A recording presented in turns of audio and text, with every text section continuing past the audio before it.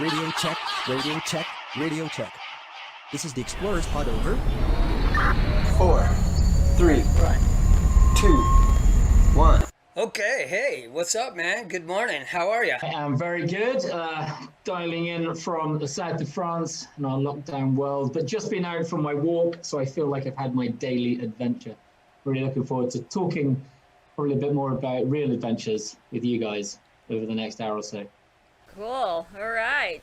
Jamie, welcome. It's nice to see you again. And it's great to have you on board. Thank you for gracing our show. It's really nice to have you.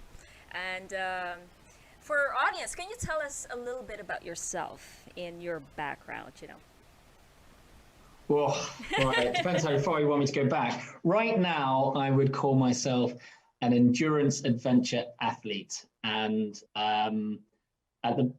as it stands, I've done, over the last 6 years, I've done 32,000 kilometers of human-powered traveling, mostly running, but then cycling, a bit of mountaineering, and a bit of wilderness hiking. And the kind of way I look at it is I'd like to do really long stuff, that's the endurance, adventure in difficult environments. And athlete is I do try and approach what I do with a kind of more of an athlete mentality. I do want to see how fit I can be, how efficiently I can do my adventures. So I'm not about records. I'm not about firsts. I don't care about that kind of stuff. I do what I want to do. But when I'm doing it, I do want to be pushing myself to my boundaries every single time I do that. But as I said, I've only been doing this for 6 years, I think. Time is flying. Before that, I had a very different setup and world. I lived in London. I did 12 years working in a company doing financial communications, which is very different to what I'm doing now. And prior to that, I did all the usual things of someone kind of in the UK. I had school, and then I went to university and all that kind of stuff. I come from a kind of very loving family. We're all get on very well. And so I've been very lucky, but just the 12 years I had in the city led me to make some decisions to change the course of my life and go down the passion route of adventure rather than the money-orientated, capitalistic city life. So here I find myself in the middle of nowhere in the south of France, waiting to be allowed to go back and do some more big adventures. All right, man. That's great. What a lovely story. In light of that, we've grabbed some clips off your website.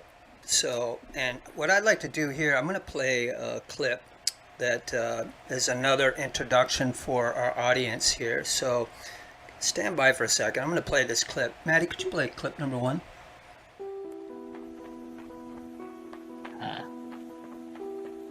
Do you get sound on your side over there, Jamie?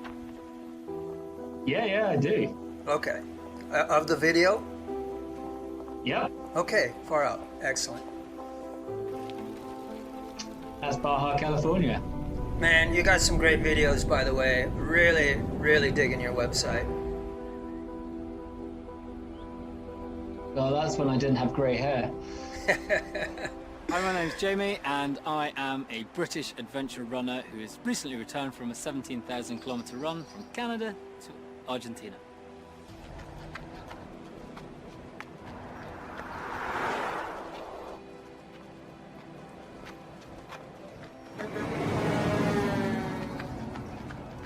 It was about time in my life where I would focus on all the things that I was passionate about, trying to put them all into one expedition, one journey. So in August 2014, so what I did, I left, flew to Canada and started my run to Buenos Aires in Argentina.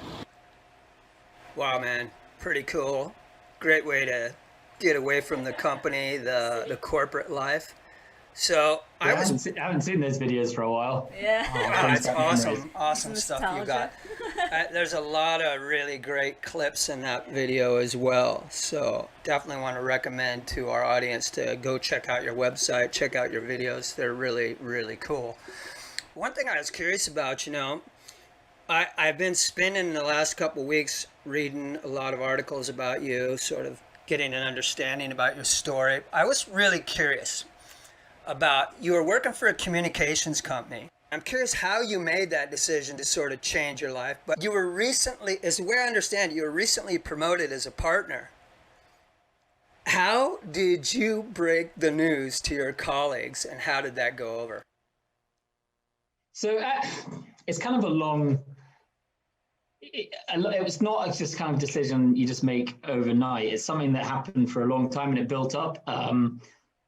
So I've been doing this job for 12 years and I've been doing it purely for the reason that that's what I thought was expected of me. That's what I thought I should be doing. That's what I thought my family and friends and everyone was steering me in this direction. And even when I go back and look at things like the university course I chose was because I thought I should go into the city. It wasn't because I wanted to do economics and information systems. I'm not that boring, but that's what I thought I should do. So I went into this job and I was just plodding through the motions, and with everything, you kind of end up with a job and they give you some money and then they give you a little bit more money and a little bit more money. And it's not like you're saving that money. Your lifestyle changes with that money and it's in line with that money. So you never actually really become any better off.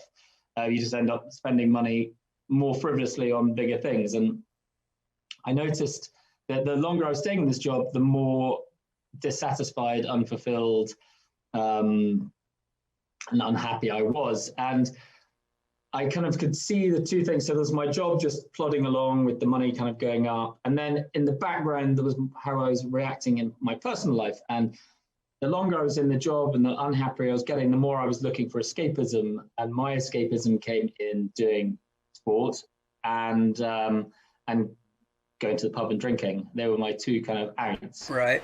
And so I think a lot of people who do this kind of stuff I started with a 5K, then a 10K, then a half marathon, then a marathon. And you just kind of, it's a bit like a drug. You just keep wanting to, you need to get that next hit of satisfaction and achievement. So that was going on there. But then at the same time, I was just really unhappy and I was going out drinking lots. And I wasn't unhappy as a person. I just feel attached to what I was doing. And I kind of ended up going out drinking more and more and more, not in a kind of drinking in an addictive way, but just drinking because it was some kind of release. And then there was one event happened, it was after I'd been made partner, and I was out with some friends and we were in the centre of London, and going home was one direction, going to work was the other. And I made the decision that going back to work directly from the pub made more sense than going home because I could just sleep at the office, get more sleep. And when I woke up the next morning and literally pulled myself up and looked in the mirror in the bathroom where I'd been sleeping, I realized that this just wasn't quite normal. And at that point, I had to look back. Well, I went out to my desk feeling a little bit ashamed. And I sat at my desk and was like, when was the last time you felt happy, fulfilled, proud, all those kind of positive validations that you want in life? And it was, I entered this race in June 2013. It was called the Jungle Marathon in Vietnam. And the whole idea was you run 7 days, everything on your back, you cover 240 kilometers, and very like the Marathon des Sables, but in a jungle. And a month before that event, it had been cancelled. And I was a bit down, I didn't really know what to do. And I bought my ticket, I'd done my training, bought my kit, all that kind of stuff. And something sparked inside me and said, wait, just because the event's not going ahead doesn't mean you can't do what you set out to do. So I used my ticket, flew to Vietnam and ran 240 kilometers alone down the roads in Vietnam, just so I could turn around to my friends and say, I said I would do 240K. I just did it. It may not have been exactly how it was meant to be. Mm-hmm. And I raised a nice £6,000 for charity or something. And I felt really, I can remember sitting, having that beer at the end thinking, God, I feel alive. I feel fulfilled. I feel happy. So when I was in this low point, I was like, I need to get that point back in my life. And that's when the kind of cogs started working. And I probably did less work at work and more planning. And then over the next few months, built up to the point where I knew what I was going to go and do, and then had to, as you said, break it with my colleagues. And again, this splits into two, because I kind of, whenever I'm doing anything, even now, I come up with the idea and then I tell a few people. And I tell the people furthest away from me, the least like, Yeah. and say, this is what I think you're doing, and gauge their reaction. And then I work up the hierarchy to people who are actually closer to me and actually might actually have an impact on my life.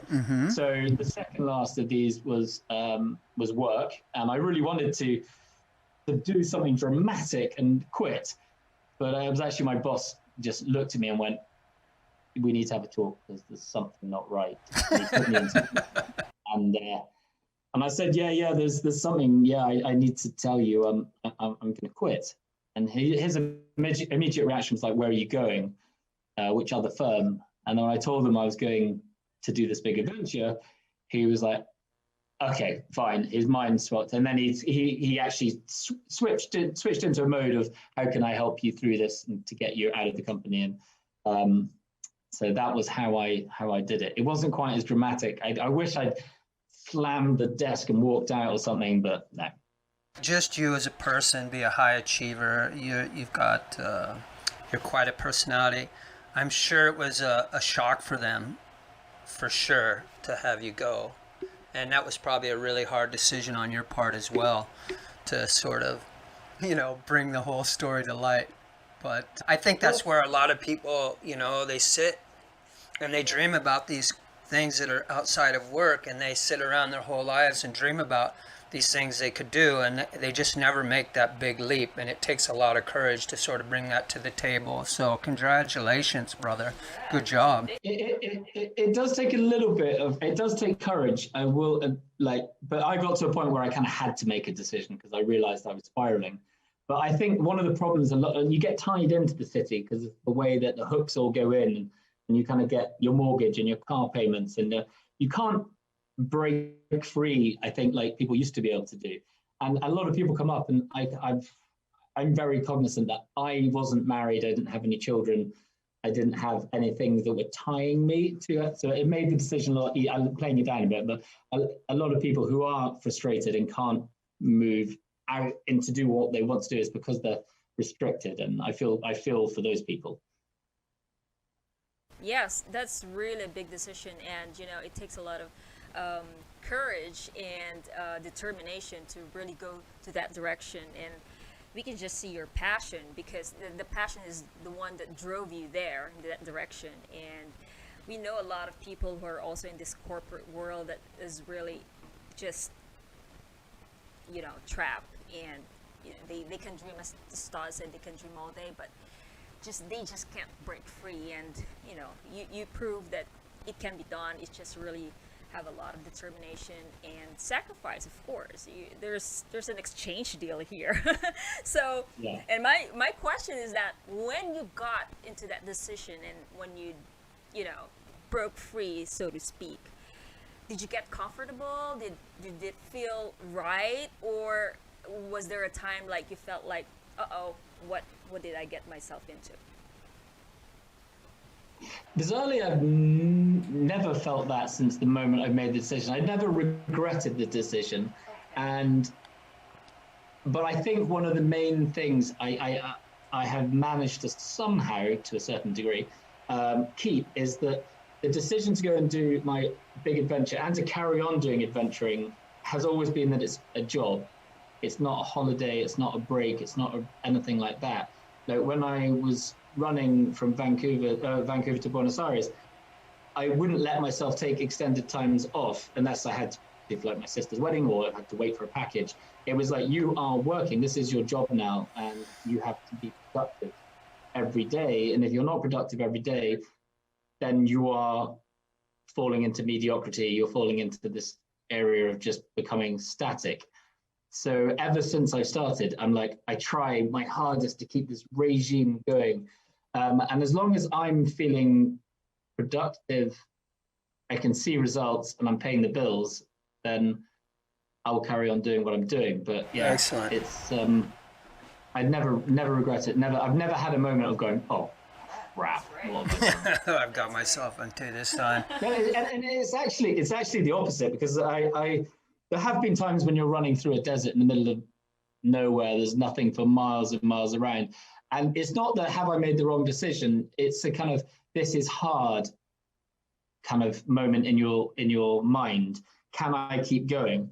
And I've always just said to people that all I do is I sit down on the side of the road or wherever I am and think, right, this is where you are now. You made a decision to be here. If you are not, you don't want to be where you are right now, you have to go back to that place that you made a decision to leave.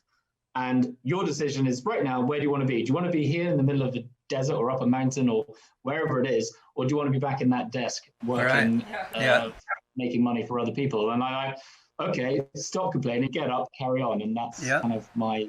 It's commitment. Yeah. I hear you. And it's also where it wants to be. It's like making that decision. Where do I really want to be at in life? Yeah, I totally get it. But as you guys will know, doing adventures and stuff, the adventures are a very small part of actually doing this kind of stuff. You know, doing the adventure is a very small part. In fact, the biggest struggle I've had is writing the book. And I'm still writing the book, and I will write the book after we get off this. You know, and it's not just the commitment to doing the adventure, it's the commitment to documenting it, it's the commitment to getting sponsors, it's the commitment. You can go and do a hike, that's easy. It's the other stuff that's difficult. Yeah, when you're on that journey, there's a lot of things you have to do and you have to follow through, and that's all part of it. It's from planning to finish, you know. It's like when you climb a mountain, when you summit, you're not done until you get all the way back down the mountain. So there's a lot to it. Yeah.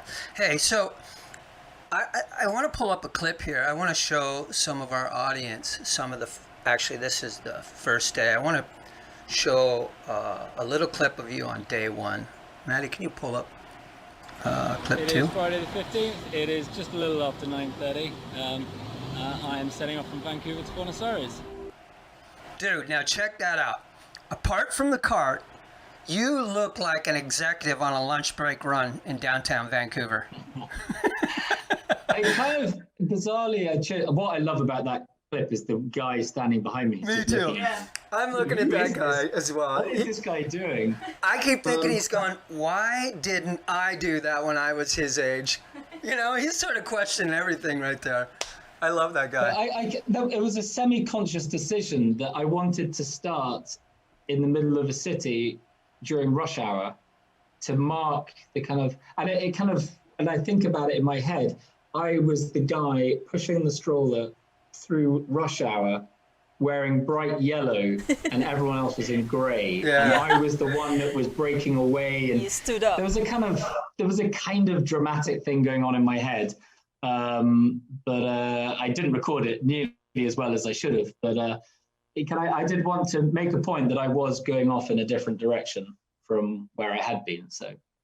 Oh, that's great, because that's exactly what my question was what were you really thinking there? What were you thinking that day? And that you've just answered my question. So, yeah, that's great. Part of the other, you had the flip side that I was standing there with, like, there was a TV crew and some friends, and there were some people I'd never met who'd made signs. Okay. Who had heard about it on internet and stuff. And, you know, I was sitting there going, I've got to run 17,000 kilometers. Like, that's insane. Oh my God. But, you know, you're caught up in the moment and there's people around. So you just kind of, you park that to the side and you go, I'm just going to run out of Vancouver. I have to get out of here. Yeah. I'll deal with that whole situation. But it was by doing that, I realized I actually found the solution, because this guy decided to run the first day with me, and he did the first half, and then I finished off the day and set up my tent, and everything went wrong, and I set fire to the grass, and I bought the wrong stove fuel, and set fire to my flip-flop. I'd never set my tent up before. It was just a catalogue of disasters of just someone who'd never done an adventure. And when I went to sleep that night eating uncooked pasta, I kind of thought, well, I've managed to get through this day. I've done 40-something kilometers. I'm in bed. I'm asleep. You know, all I have to do this is another 400, 500, 600 times, and I'm done. And it was just that kind of, it's going to be a run, eat, sleep, repeat, and just keep going. And as long as you can keep that routine going, you will get to the end. That's right. Yeah. Yeah. So saying that, I'm curious, when you pinned this adventure, and did you set any rules? Like you can't walk, or you can't hitchhike, or you can't, you know, ask for vehicular assistance or anything. You just run. The actual planning took about an hour in a pub with a pint. I sat with my laptop, did Vancouver, Buenos Aires, maps, and it said, can't do it. And I was like, oh.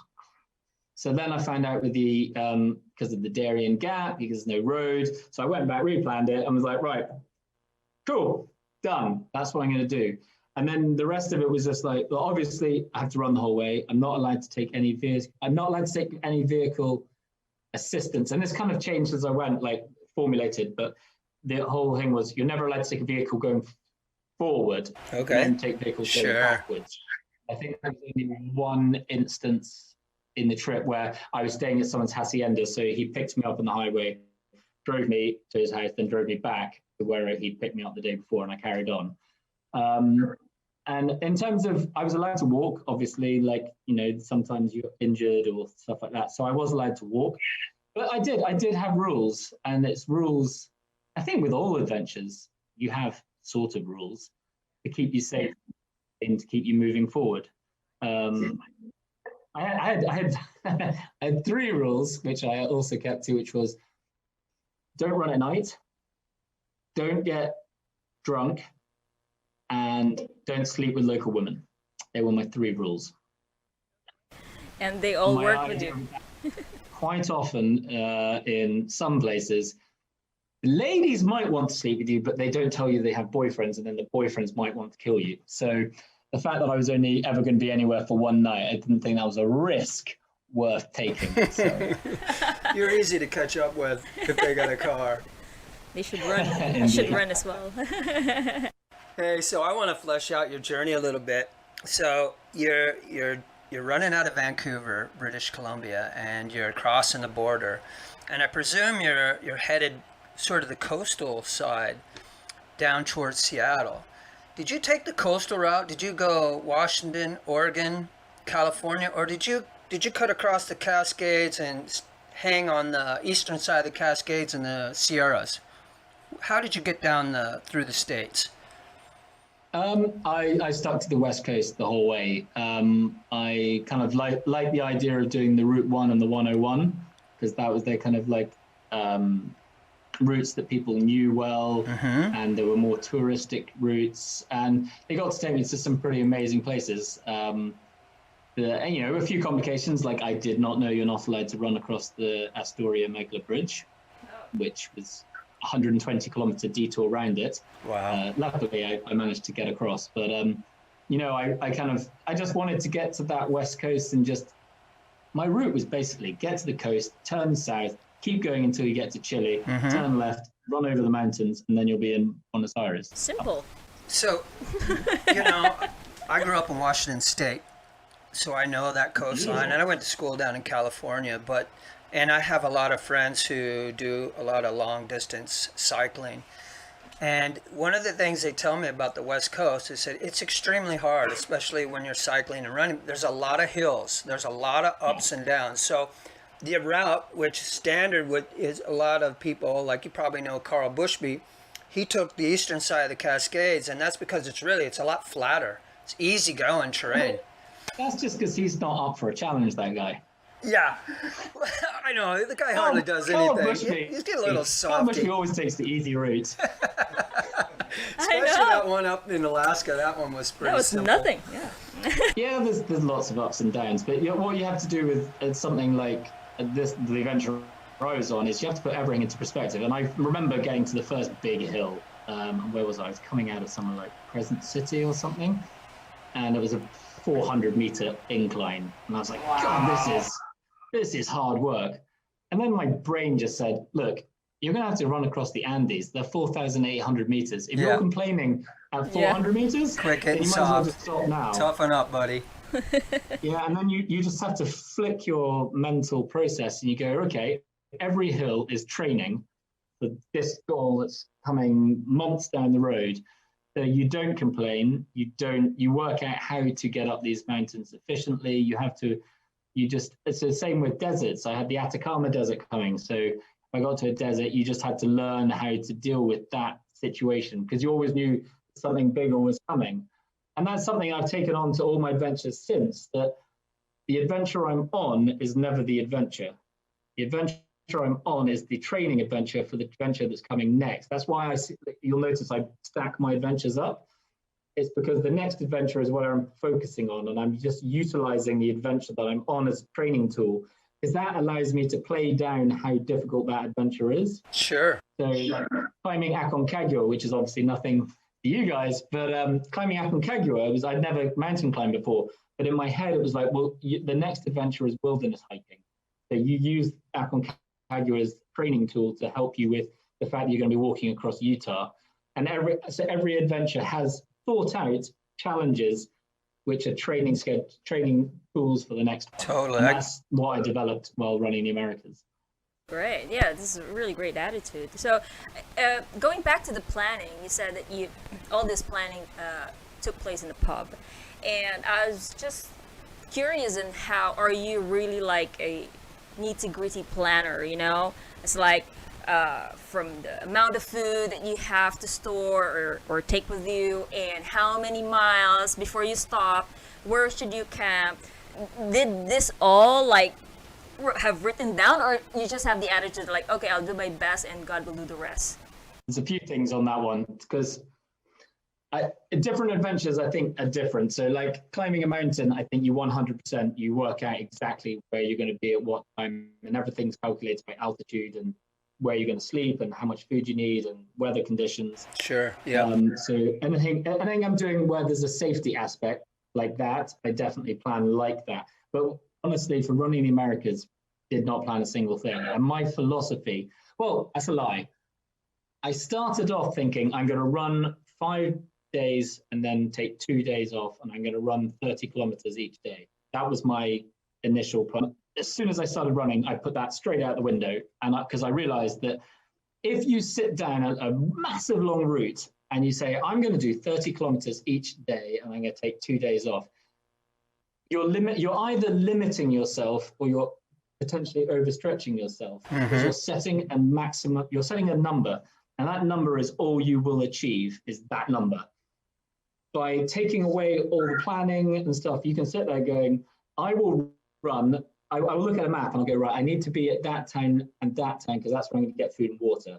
And now I just tailor it around how far do I run. If I can run to this town, pick up food, go further, then pick up food and then go further and camp in the middle of nowhere, so be it, that's what I'll do.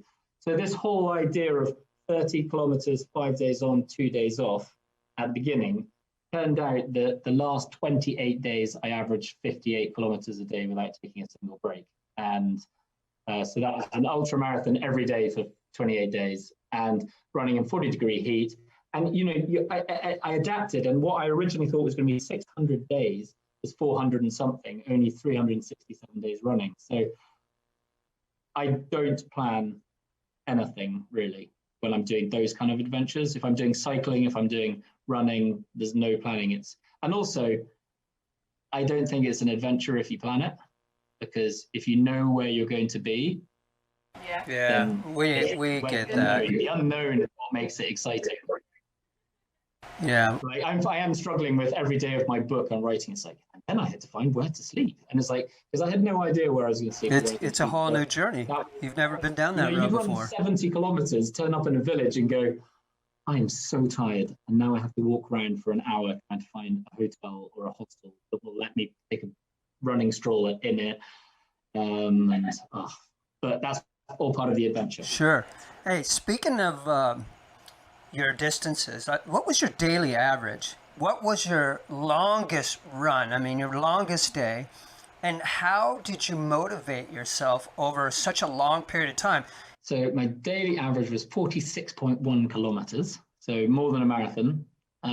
My longest day, I think, was 79 kilometers. That was through the Satura Desert, if I remember correctly, which is a rather dangerous part of Peru.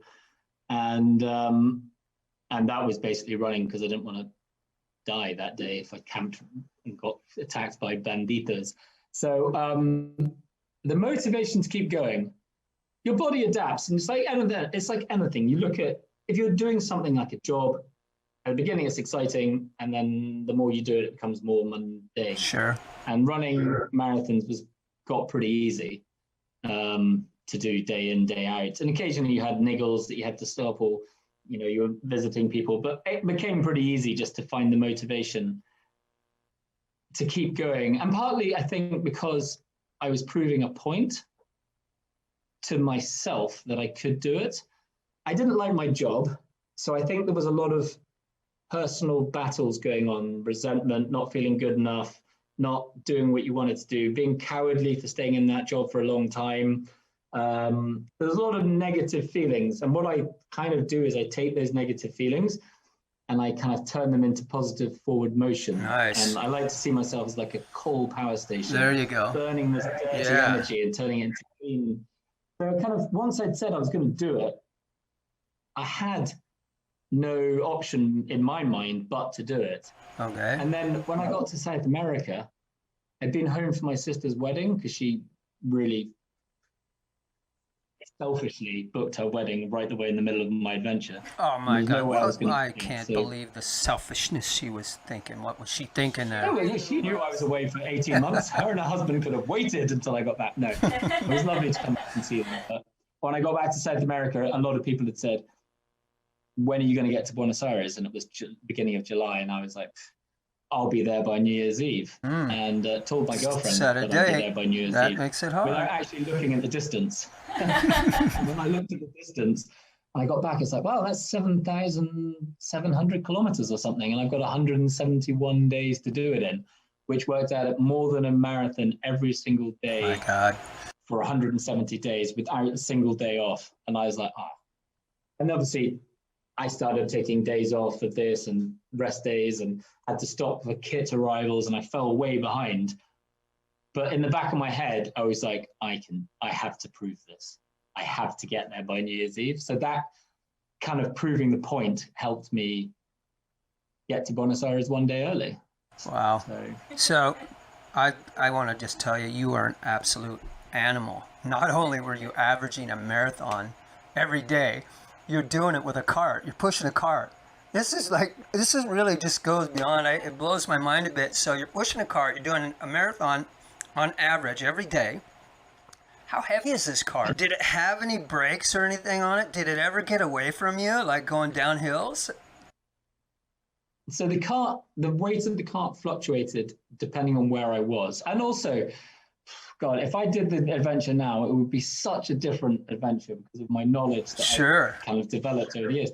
I had like hoodies from Superdry, and I had my laptop, and I had just a whole bunch of junk I did not need. You probably never used it. No, I would be able to do it on like a 40-liter backpack now. But yeah, it's like, it'd be easy. But basically, it depended on how much water. So when you're running across the Atacama Desert or over the Andes, then you need to carry water for 2-3 days. And when you're at altitude, obviously you have to drink more water, so you have to carry even more weight. So I think it ranged between about 35 to 50 kilos. And a lot of people are like, oh, did you jump on the back of it and slide down hills? I was like, yeah, that would be my question.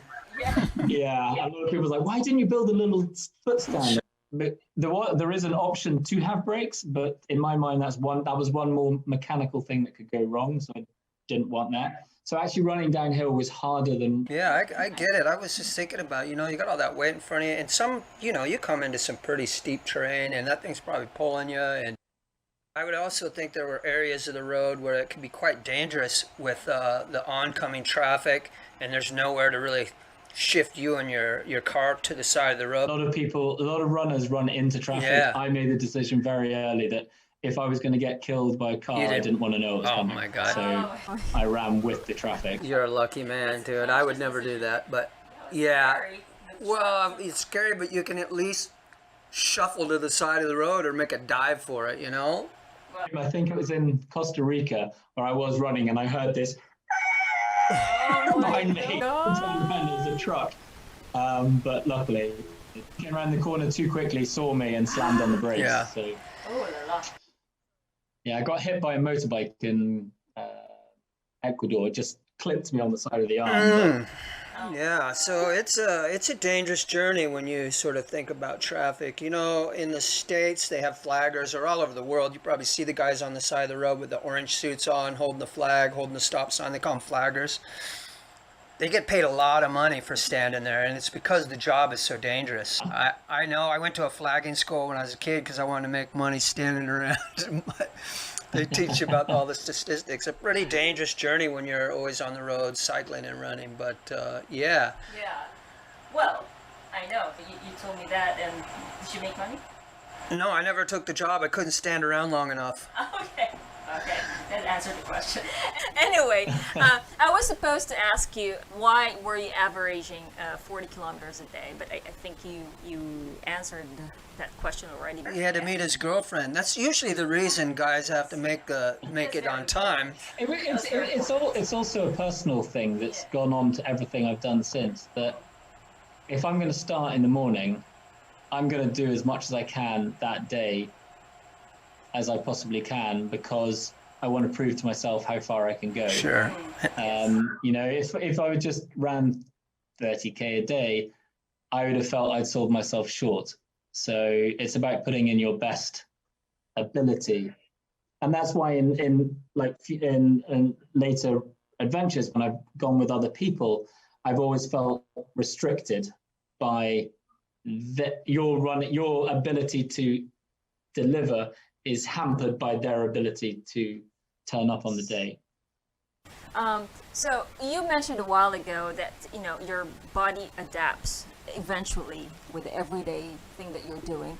I had experience running marathon, full marathon, but after that I was really sore, like a month, for a month. How about you? After 40 kilometers a day, did you ever feel sore, and what did you do? You just kept running? So bizarrely, I never really felt stiff or sore from running. It was the flip way around. So there were certain times along the journey. So I got to the end of La Paz at the end of Baja, California, or Baja Sur as it probably is there. And I needed to hitchhike across to mainland Mexico. Cia Cortez, yeah. And it ended up being about 2 weeks I couldn't run. And when I started running again, I got issues with plantar fasciitis. I got issues with my knees. Sure. Because I'd stopped running. And the problem is that when I stopped running, unlike a sensible person who would go for a 5K run every day, I just stopped running because I've been running for thousands of kilometers. I stopped, went diving and did walking tourist stuff and drinking and hanging out with friends, and I met in the hostels. So after that 2 weeks off, and then I had the same when I came home for my sister's wedding. I didn't run for a month. Yeah. And then suddenly I was back doing marathon distances. So I suffered there, but I just found, little things to do. Like I had 2 pairs of shoes at all times, and I had insoles. So I'd wear 1 pair of shoes, then the next day I'd wear the other pair of shoes, then I put the insoles in the other shoes, and then put the insole. But it's like 4 different running motions, and I'd have different shoes for going uphill and different shoes for going downhill. And yeah. So you broke some shoes, and were you self-sufficient? You have to repair your own shoes and glue it back together, something like that? That would have sounded a lot cooler if I'd done that, but no. So when I set out, the shoes I ran at the beginning were just the 2 pairs of old trainers that I had at home, just and shoved them in. I think I've still got them upstairs actually. And then I would buy shoes as I went along. I buy here, buy there, and then I had a friend, Suze, who started contacting companies. And she got hold of Nike and managed to get Nike to put together a care package. So, this random box of shoes and running clothes got delivered to a random person who I'd never met before in Mexico. And I just ran to his house and picked up this package and camped in his garden. And then Adidas then got on board and said, well, we'll give you running shoes. So they sent all these running shoes to my mum, and then my mum would package them up and then send them so she sent 1 batch to Quito, 1 to Lima, and then being a mother, she would vacuum pack little bits of food in the shoes. Oh, you gotta love that. It would have French How pate cool. and all this kind of stuff. Nice. So, I love Mom. That's good stuff. Those always So make the nice. journey, eh? Hey, so I'm curious, on your journey from North America to Panama, what were the two most extreme sections on that run? Okay, so the first one would be, it's difficult because Baja California was the first time I went into like proper long distance Yeah, without any nothing's there. sort of, I think there was a sign, I can't remember exactly what it's something like 344 kilometers to the next petrol station. Right. And you're standing there with a baby stroller going, okay, this is where it gets real. And you just have to have blind faith in yourself, and you head out and you just kind of, then you realize that cars will pass, people will stop and they will give you water. If there's a long gap between two places, someone will be selling something from their house. Sure. And you will be able to. So you kind of learn, even though it's scary and it's, you know, desert with cactus everywhere and all that, that was one of them. And then my mum hates when I talk about it, but there was a stretch of road when I was in Nicaragua, and this wasn't particularly, it wasn't a hard environment. Yeah. But I'd heard there's a kind of grapevine, very small grapevine, kind of sets up along the route where people who have passed you and you've changed email addresses tell you about other people who are on the similar route.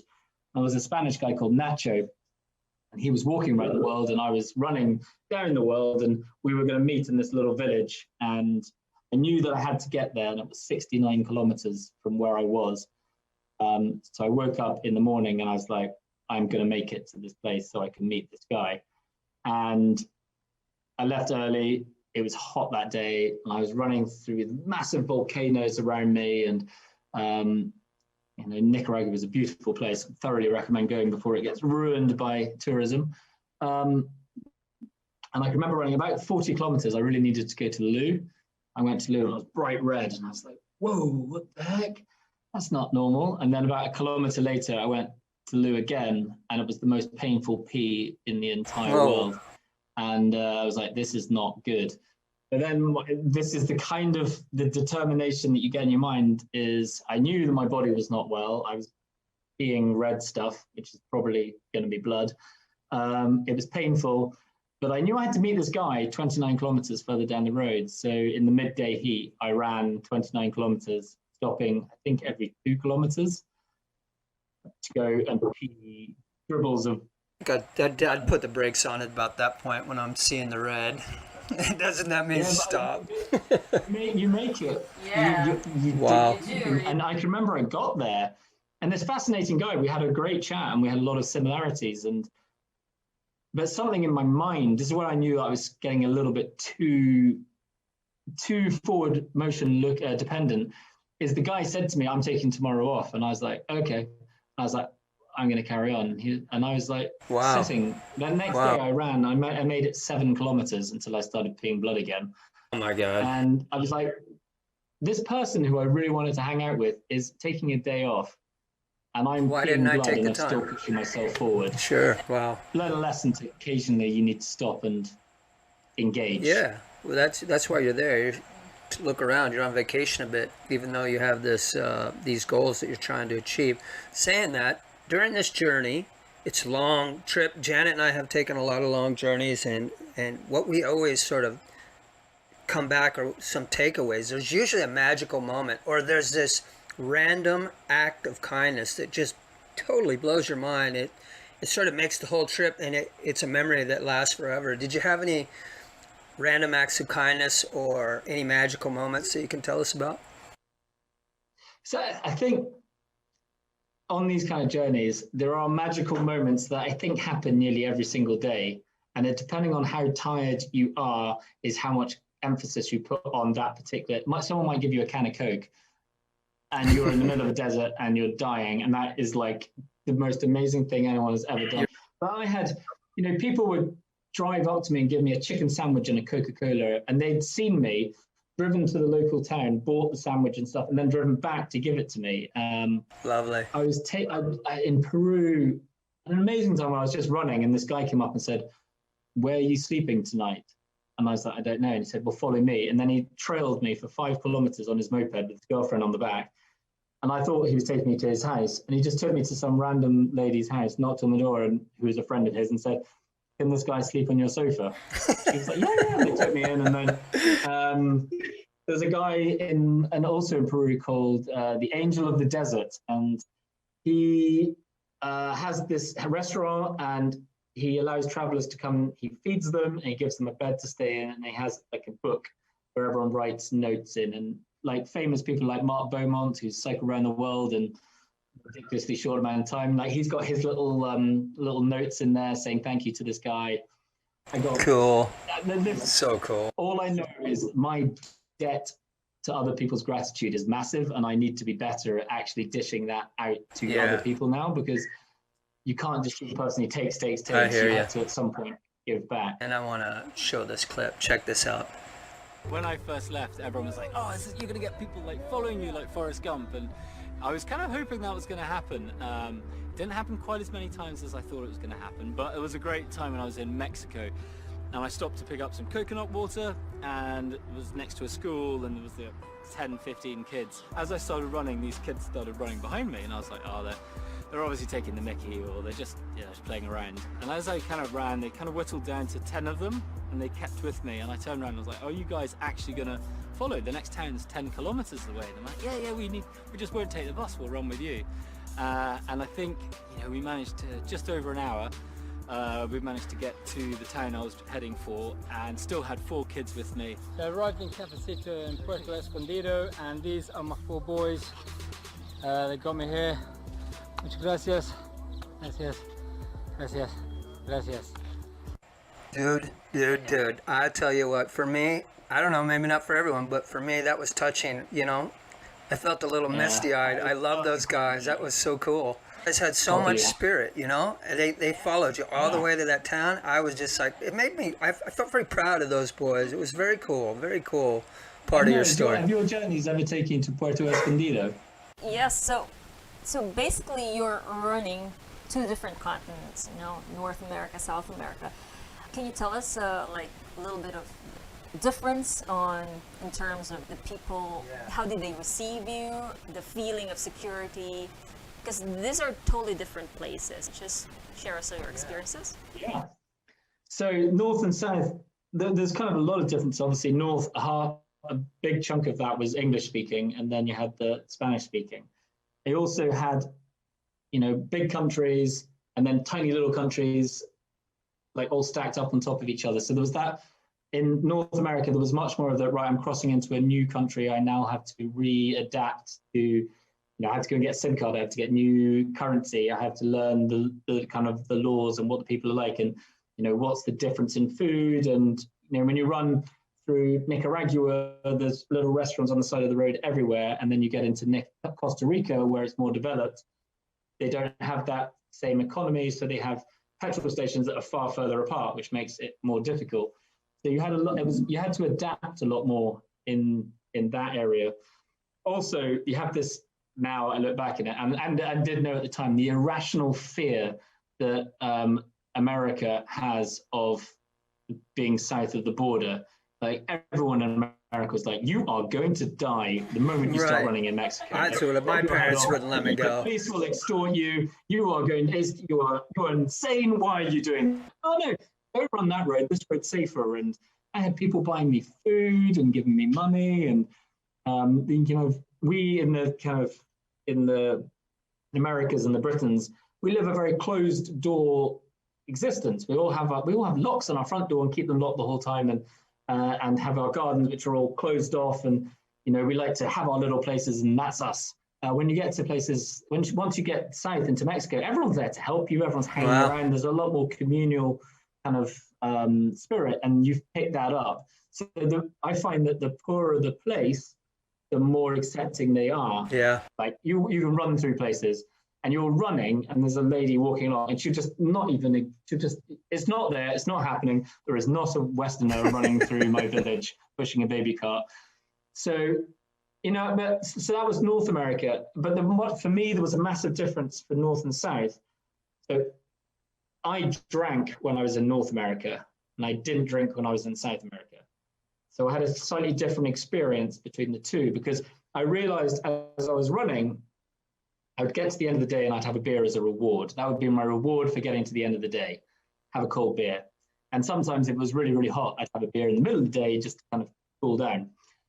So I decided, what would it be like to not drink in the second half? So I had a slightly different, probably clearer memory of the second half, where countries were bigger, countries were more developed, I would say, than parts of Central America. Because I stayed along the kind of big countries down the edges. I didn't go into the Paraguays and the Bolivias and the Amazon kind of areas. So everything was a little bit more established, a little bit more, but everyone was, I have to say, the kindest countries, probably Peru, was probably the most, everyone there was amazing. Wow. From the moment I entered it to the moment I left. I never had, like, I'm writing at the moment, and there was a day when a bus, like a normal bus with all the passengers, just stopped at the side of the road, jumped out, ran down, gave me a bag of watermelon, ran back, got back in the bus and carried on. Wow. You just wouldn't get that in a kind of developed country. This wouldn't happen. The other big difference was North America versus South was the obstacles were bigger in South America. So you had the Atacama Desert. When you're in North America, everything is smaller.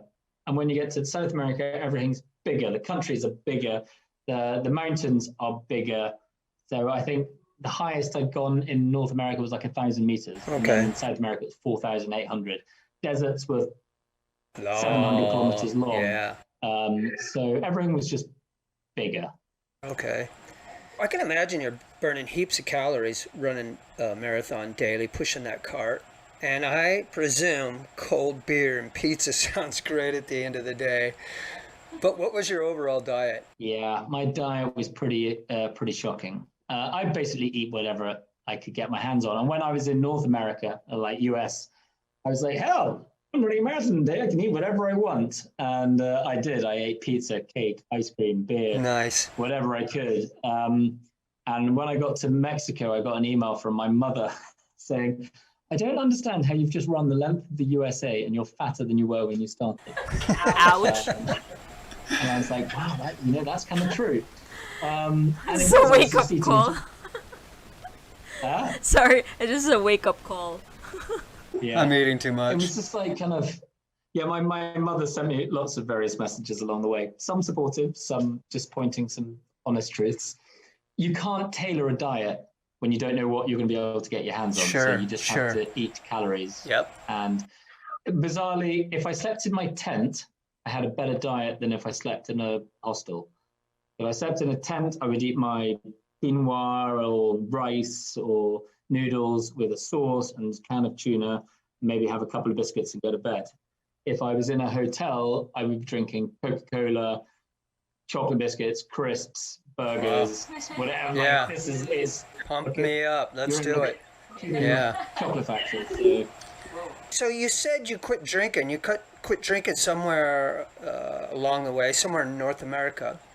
Why? No, I quit drinking. I quit drinking between North and South America. So when I came back from my sister's wedding, and then the whole of South America, I wasn't drinking. What prompted you to make that decision, and did it improve your performance? So the reason alcohol had played a part in my decision to do the adventure. And then when I was doing the adventure, I realized I wasn't using alcohol.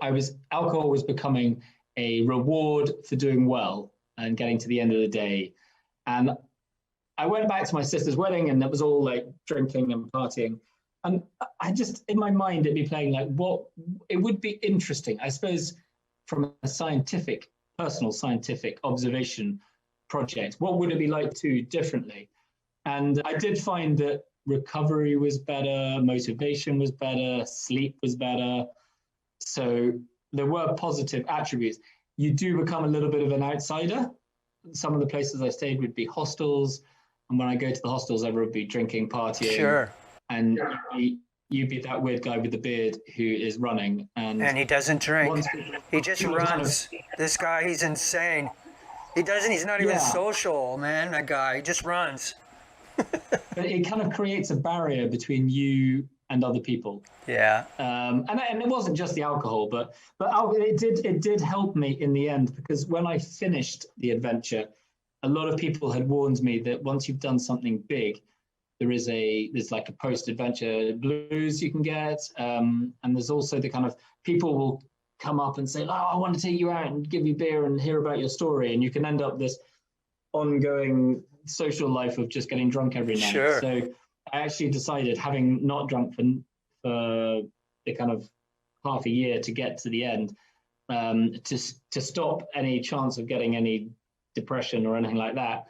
I actually didn't drink for another 9 months after I finished. Good on you. Way to go. I didn't even drink champagne when I finished. I just kind of... Yeah, man. Way to go. You got to look at that journey through a couple different lenses, and that gives you a better and bigger perspective. Very cool. I'm curious, how did you cope? How did you focus, or how did you adjust to not drinking? You know, maybe you'll have some cravings every now and then. What did you do? I guess that when I had stopped drinking and I was trying to get to Buenos Aires for the first time, the kind of two things coincided, that I had more of a timetable to keep to, more of a challenge. So the first half I was just running and then having a beer at the end of the day, and I was just doing my journey. The only kind of deadline I had to do was to get my plane from Panama for my sister's wedding. And I ended up arriving in Panama 3 weeks early. So I ran an extra 300K just for fun, and then sat around and had a very cute story. Actually, special moments. Go back to that one. Okay. I was in a hostel in Panama, having some beers, talking to people about how it arrived in Panama early, my sister's wedding, and I was just chatting away. And I said, "Why don't you get home early?" And at that point, I didn't have enough money to get to the end of my adventure. So I couldn't, it was going to cost $400 to change my flight. And I was like, I'll just stay here rather than spend $400 flying home. And later that day, this girl just walked up to me, handed me an envelope and said, "Open it in your room." And I went up to my room, opened the envelope, and it was $400. Oh my God. Card. And that was just from another traveler. And I actually met her, Jen, I met her again in Chamonix, just randomly. We were there at the same time. But that was that. And then, so coincided, South America, going back to the drinking, I had this urgency to get somewhere, and actually being cleaner and more clinical about what I was doing allowed me to feel more like I was achieving that. Sure. So I think that's what helped me. Yeah, I totally get it, you know. Another total dedication and commitment. Yeah, I totally get it. You know, it's October here, so just past October, sober October, and no alcohol for a month for me. And my attitude totally changes, you know, even if it's just one beer a day, to go to no beers. A few weeks later, it's like the mind is like, it's moving, everything's clicking, feeling a lot better. You know, you're getting more stuff done every day. So now, here you are, you've gone home, and I presume since you said you're out of money, you had to do a little fundraising, and you made your way back. But when you're in Panama, at this point, you've got to cross the Darien Gap. And in the books and the articles and stuff that I've read on you, you sort of put it in a way like you navigated around it somehow. I'm curious what that means and how you did it. So when I got to Panama City, most people, cyclists and not many runners, so cyclists normally get to Panama City, and then they go out to the islands, the San Blas Islands, right, and then sail across to Cartagena. And that's what I was going to do originally. But then I arrived in Panama City so early that I ran the 300 kilometers or whatever down to Yavicia, which is the border with the Darien. In the back of my mind, I always wanted to cross the Darien, but I kind of realized that pushing a baby cart through wasn't really going to work. But when I was there, you know, one of the things I like to just to share is when we're watching all our YouTube videos and reading our adventure books, and like the Darien Gap, and like this guy crossed the Darien Gap, and I know Carl Bushby did it, but he does everything in a very true and pure way. But a lot of other people who have picked this off have been like sponsored with the best kit and fixers, and they're heralded as these heroes for crossing this 100 kilometers when I was in Ibiza, I went to check in with the police to let them know that I was there, because I was advised that's probably a good idea. And there were like 40 guys sitting on the ground and all like surrounded by people with guns. And I was like, who are these people? And that was the illegal immigrants, as they're termed, who had crossed that week. And then in the office, there was a board which had like lines in columns of the countries of people who crossed. There was a number, I think it was 300 and something who had crossed that week or that month. And I was like, how did these people do this when if a Westerner does it? But do they pay a so service? Is it? I think there's.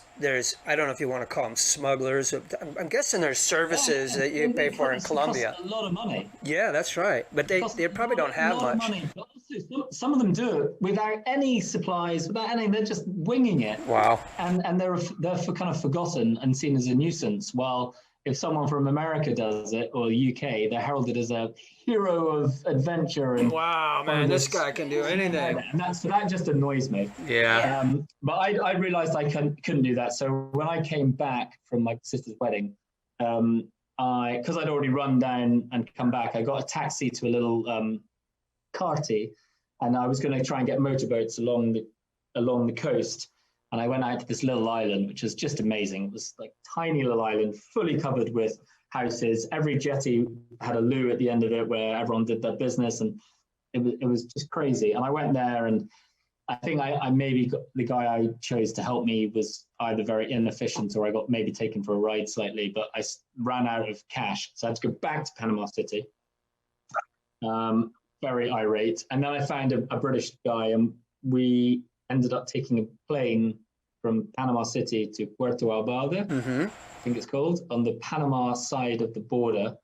Then we got a motorboat. We crossed the border on foot, then got a motorboat down to a place called Carpagana. And then from Carpagana, got another motorboat across to Turbo on the kind of other side. Essentially, you've done it twice. Sort of. Well, I tried to do it once and failed, and then did it. But it's the failures are the things you look back and you see. Sure. A failure is a lesson learned, I think, or should be a lesson learned. Yes. So I'm curious now, how was the planning? Because you said when you ran the Americas, it's just like go, So now you're dealing with more or bigger challenges and gaps, and now this Darien Gap. Is your planning more tactical, strategic, or did you just rely on local knowledge or local people like, oh, where's the Darien Gap? How do I cross? The Darien Gap was just basically local knowledge, just asking people. And the first people I asked sent me on this trip that didn't work. The second people I asked, it was a bit more of an established route. There were you paid to go on these boats. You just had to make sure that you were in the right place at the right time to get to the next portage stage of that journey. Otherwise, you were stuck until you waited for the next one. But in terms of actually, when you look at the whole journey going south from there and the bigger challenges I was talking about earlier, it's weird because you'd think that maybe you'd learn your lessons and you'd become more better at planning and all this kind of stuff. You actually, at the same time of realizing you need to plan more, you also become more proficient and more experienced and more confident. You actually feel you don't need to plan because you know what you're doing. So it's kind of a weird, like, looking back, I should have learned and I should have done this, but actually in the moment, you're just like, just flying by the seat of your pants. So now you're in South America, you're in Colombia. I have a few friends that have been there, and I'm sure it's changed in the last 10 to 20 years, but it has quite a different mixed review, I find. Some people love it, some people hate it. What did you find there? Did you have any problems? Was there anything with the cartel? Were there any bandidos? How was Colombia for you? It was my second time to Colombia. I'd been in Colombia in 2008, but not that being to quite established places. I was a bit more out in the sticks. I love Colombia. Colombia is amazing. Yeah. The food is delicious. The people are both men and women. They're beautiful. They're colorful. Yeah.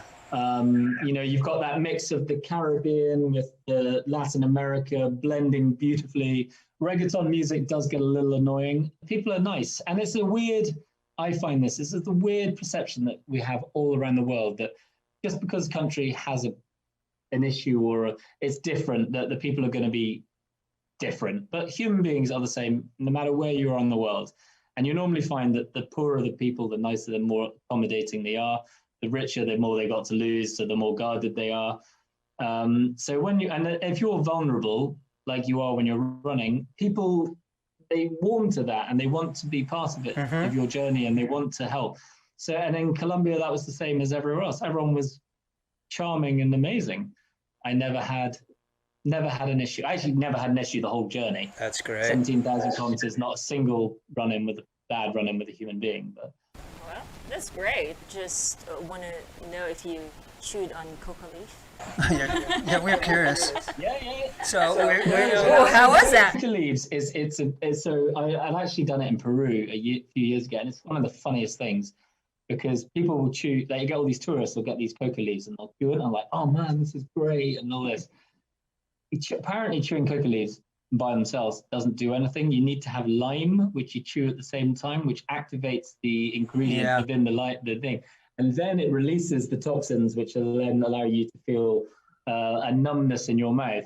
So I just laugh at all these tourists who are like climbing up Machu Picchu, doing coca leaves, saying that how wonderful it is, and they're actually just not doing it. Did you get some of your longer days chewing the coca leaf? Get some long days, this is where you got your 70K day. Yeah, just down to really hit the speed. I don't know why. It's not like, the cocaine, it just amps you out. It's this thing. A lot of elderly people I hear do it, and they do it. It just gives you like that constant caffeine. Like I'm going. I'm always moving forward. So a lot of elderly people I hear are quite keen on it. And in places like Paraguay and Bolivia, a lot of people, Peru, a lot of people keep this big chunk in their cheek. I think it's just like chewing tobacco. Right.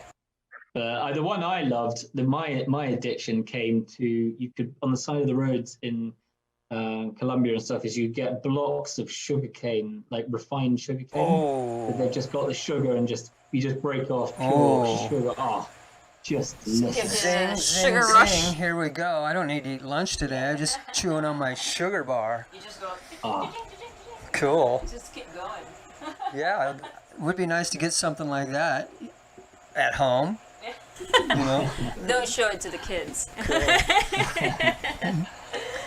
So here we go. It's a long journey, dude. Your journey is so long. This is why we really wanted to flesh out this story, because it's one of your longest journeys and it's quite special. Now, with this great willpower, this incredible amount of endurance, did you ever come across any days where you just wanted to pack it all in and give it up?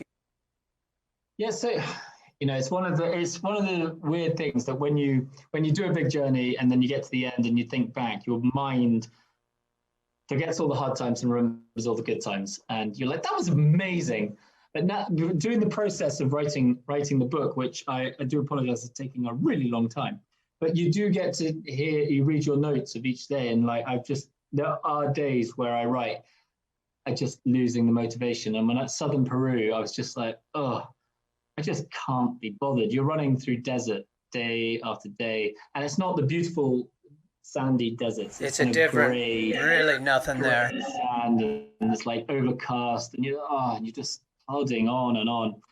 And the two things I would say the idea, like, a lot of people don't believe in this, but the idea of quitting never once entered my mind since the moment I started. It wasn't an option. It isn't an option pretty much, unless I'm on an adventure where I know I can't start, like when I was trying to run Madagascar, couldn't start.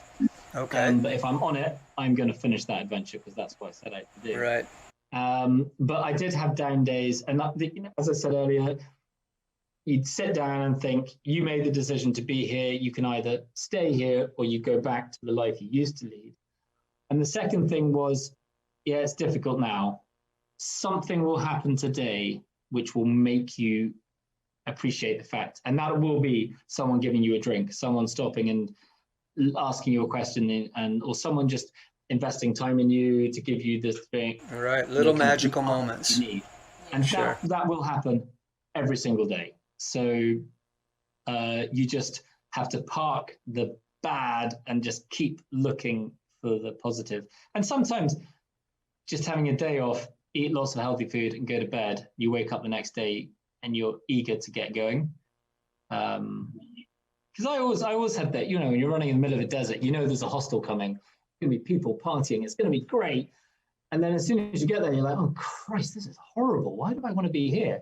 And then you end up wanting to get back out into the desert. You get back out into the desert. Then you're like, oh, there's going to be a hostel. And then there'll be all these fun people. And this weird just trip goes on in your mind that you want to be around people, then you want to be alone, then you want to be around people. And, that just keeps you going. Oh, yeah. Playing mind games with yourself. You have to tame that inner monster, I'm sure. So, yeah.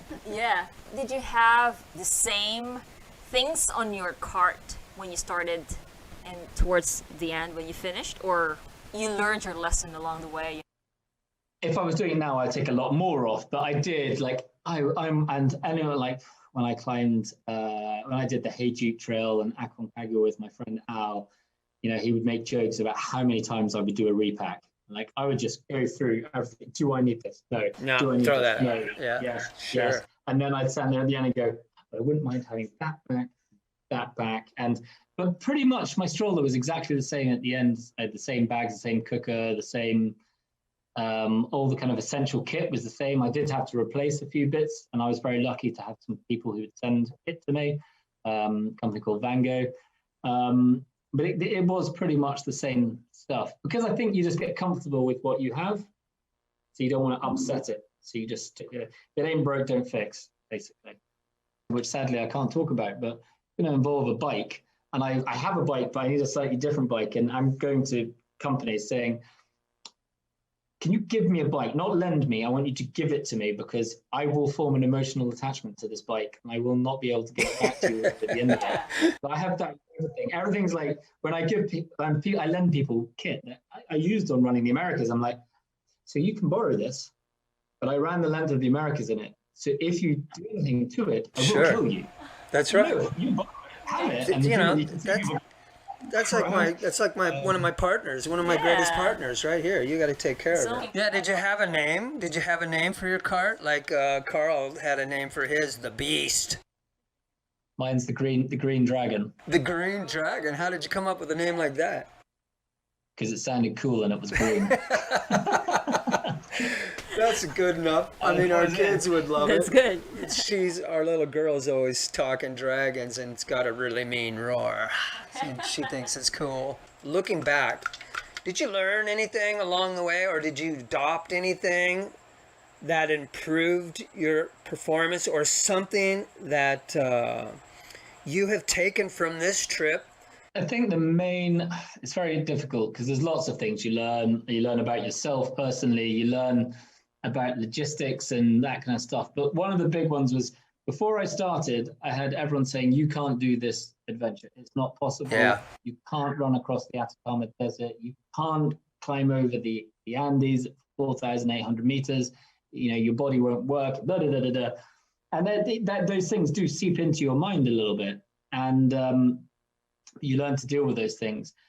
And you plod on. And as I was saying earlier, when you're climbing a hill and it's 400 meters and you need to get to, you need to go 4,000 later, then you learn to kind of not let the big things freak you out. When I arrived at the Atacama Desert, having been told it was impossible to run across, it was told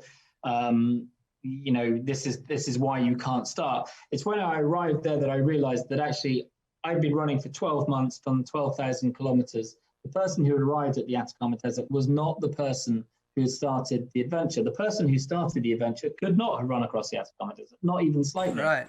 That's not possible for that guy. On the adventure, which allowed me to tackle that. And then the same with the Andes. And rather than, when I start, these were big obstacles, challenges I had to overcome.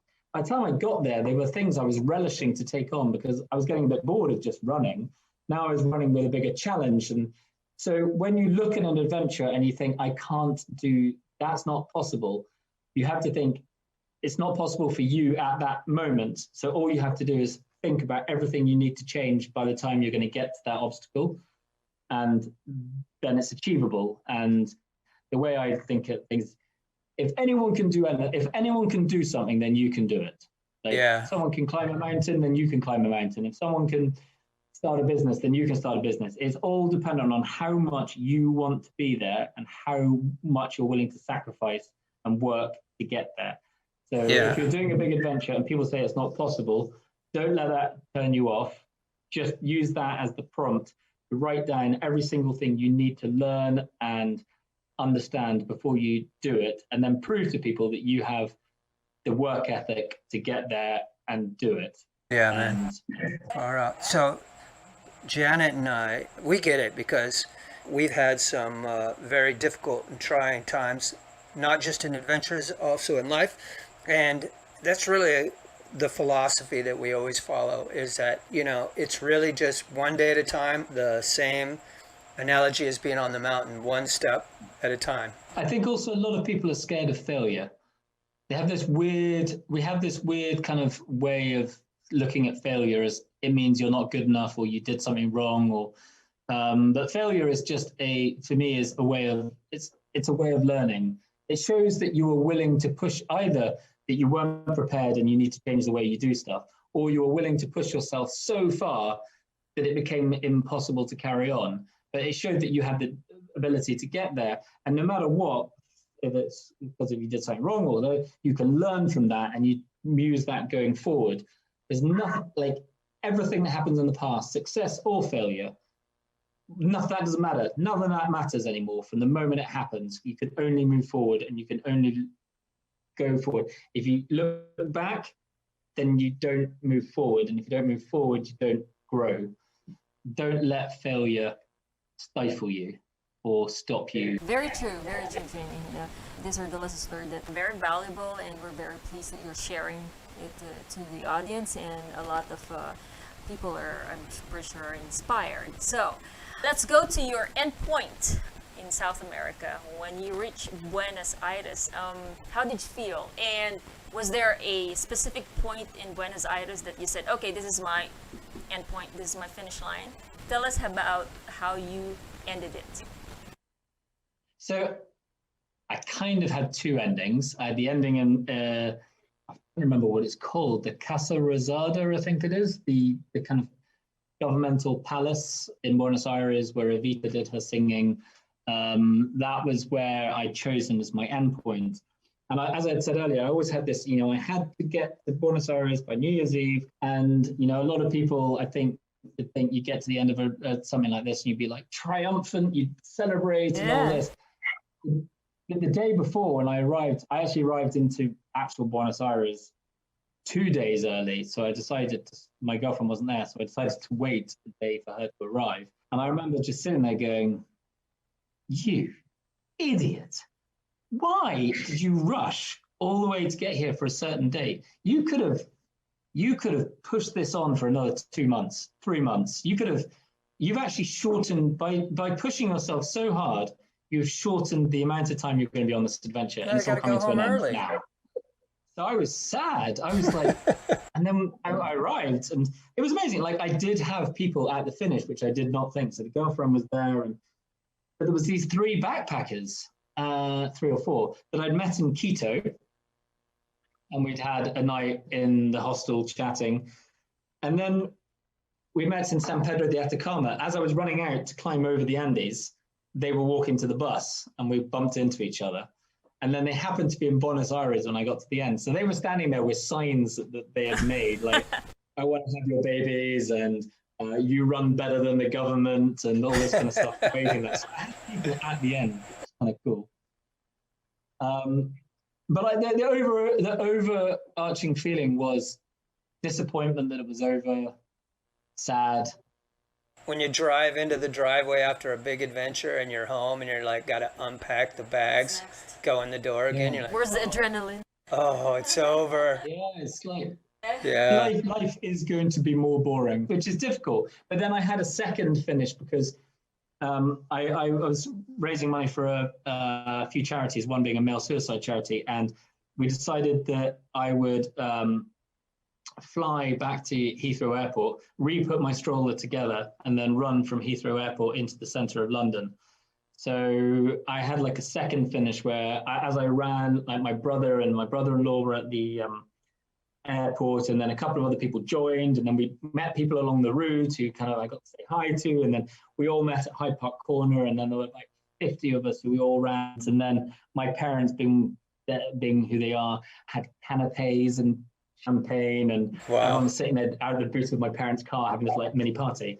So I had like a second finish, which allowed me to maybe celebrate it a bit more. But yeah, sort of bond with all the people that were following you back home. What a great way to end it. It was only 2 weeks, three weeks later that I'd gone out to Edinburgh to get my bike from my sister, and then cycled it back to London with a tent attached to the back, because I just couldn't stay still. It was like I had to find excuses to go and do more adventures. So yeah, that's usually what happens. I'm curious, when you look back on the journey, what were some of the most spectacular sceneries? I mean, you ran through my dream vacation. You went to so many places that I haven't been yet. Hopefully one day I'll be able to cross some areas in South America. But what were some of the sort of most spectacular sceneries that you ran through? Yeah, the Paso de Hammer, as you're going over from Chile to Argentina, that's pretty amazing. When you're up at 4,800 meters, you got the guanacos walking around, and the kind of flamingos and salt lakes and that kind of stuff. That's pretty amazing. And the weather was stunning when I was up there. Quite windy, but stunning. Cool. And then like when you're in Baja California, and you got this, I think it's Sirius trees that kind of go up and then they curl at the end. Oh, okay, yeah. And then you've got all the kind of, because it used to be the seabed, it's been thrust up, and you've got all the boulders everywhere. Kind of, I remember listening to Queen, I'm Going Slightly Mad, as I ran through that, and just kind of just singing at the top of my voice. Probably slightly mad in reality, but that was amazing. And there's quite a lot of beauty in some of the horrible places you go. It's one of the things I cherish most about running, is if you're cycling or in a car and you get to a bad area, you go around it, because that's what you do. But when you're running, you're going from A to B as quickly as possible. And if someone says, don't go through that tank because you'll die, you're like, yeah, but it's 40 kilometers extra to go around. Yeah. So I'm going to run through. And so you'll run along, and there'll be like a big guy with tattoos and a singlet with a big dog on a metal chain. You're like, oh, crap. And then he'll say, keep it up, man, keep going. And you're like, that perception in your head is just being completely blown apart, because you saw this guy. So it's the kind of the human interactions that are quite often the beautiful things. Right. In Peru, I got invited to some guy's house, Cesar. I turned up. He said he wanted me to stay. We couldn't communicate. And so I ended up staying in a hostel. We're going and visiting him. I went around to his house. His house is smaller than my dining room. And he had 2 bunk beds for his wife and him and his 2 kids. The kitchen table was also his workshop and all this kind of stuff. And I was like, this guy was still going to have me to stay, and there's nowhere for me to stay. And when I left, his wife was going through the cupboards trying to give me stuff. And I was like, you need this stuff more than I do, but but the pride of them giving it to you have to really engineer. But it's just so beautiful to see. They just want everyone, the beauty of people. That's the most beautiful thing. Yeah. I think it's very important to talk a little bit about your charity, but I want to run this clip real quick and then have you tell us a little bit about it. Maddie, could you play clip 5?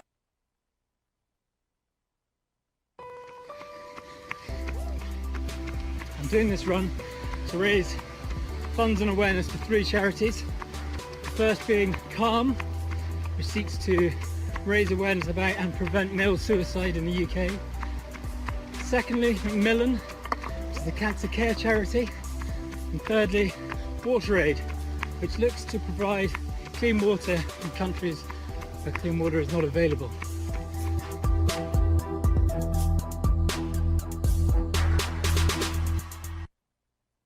Mate, good on you. Way to go, brother.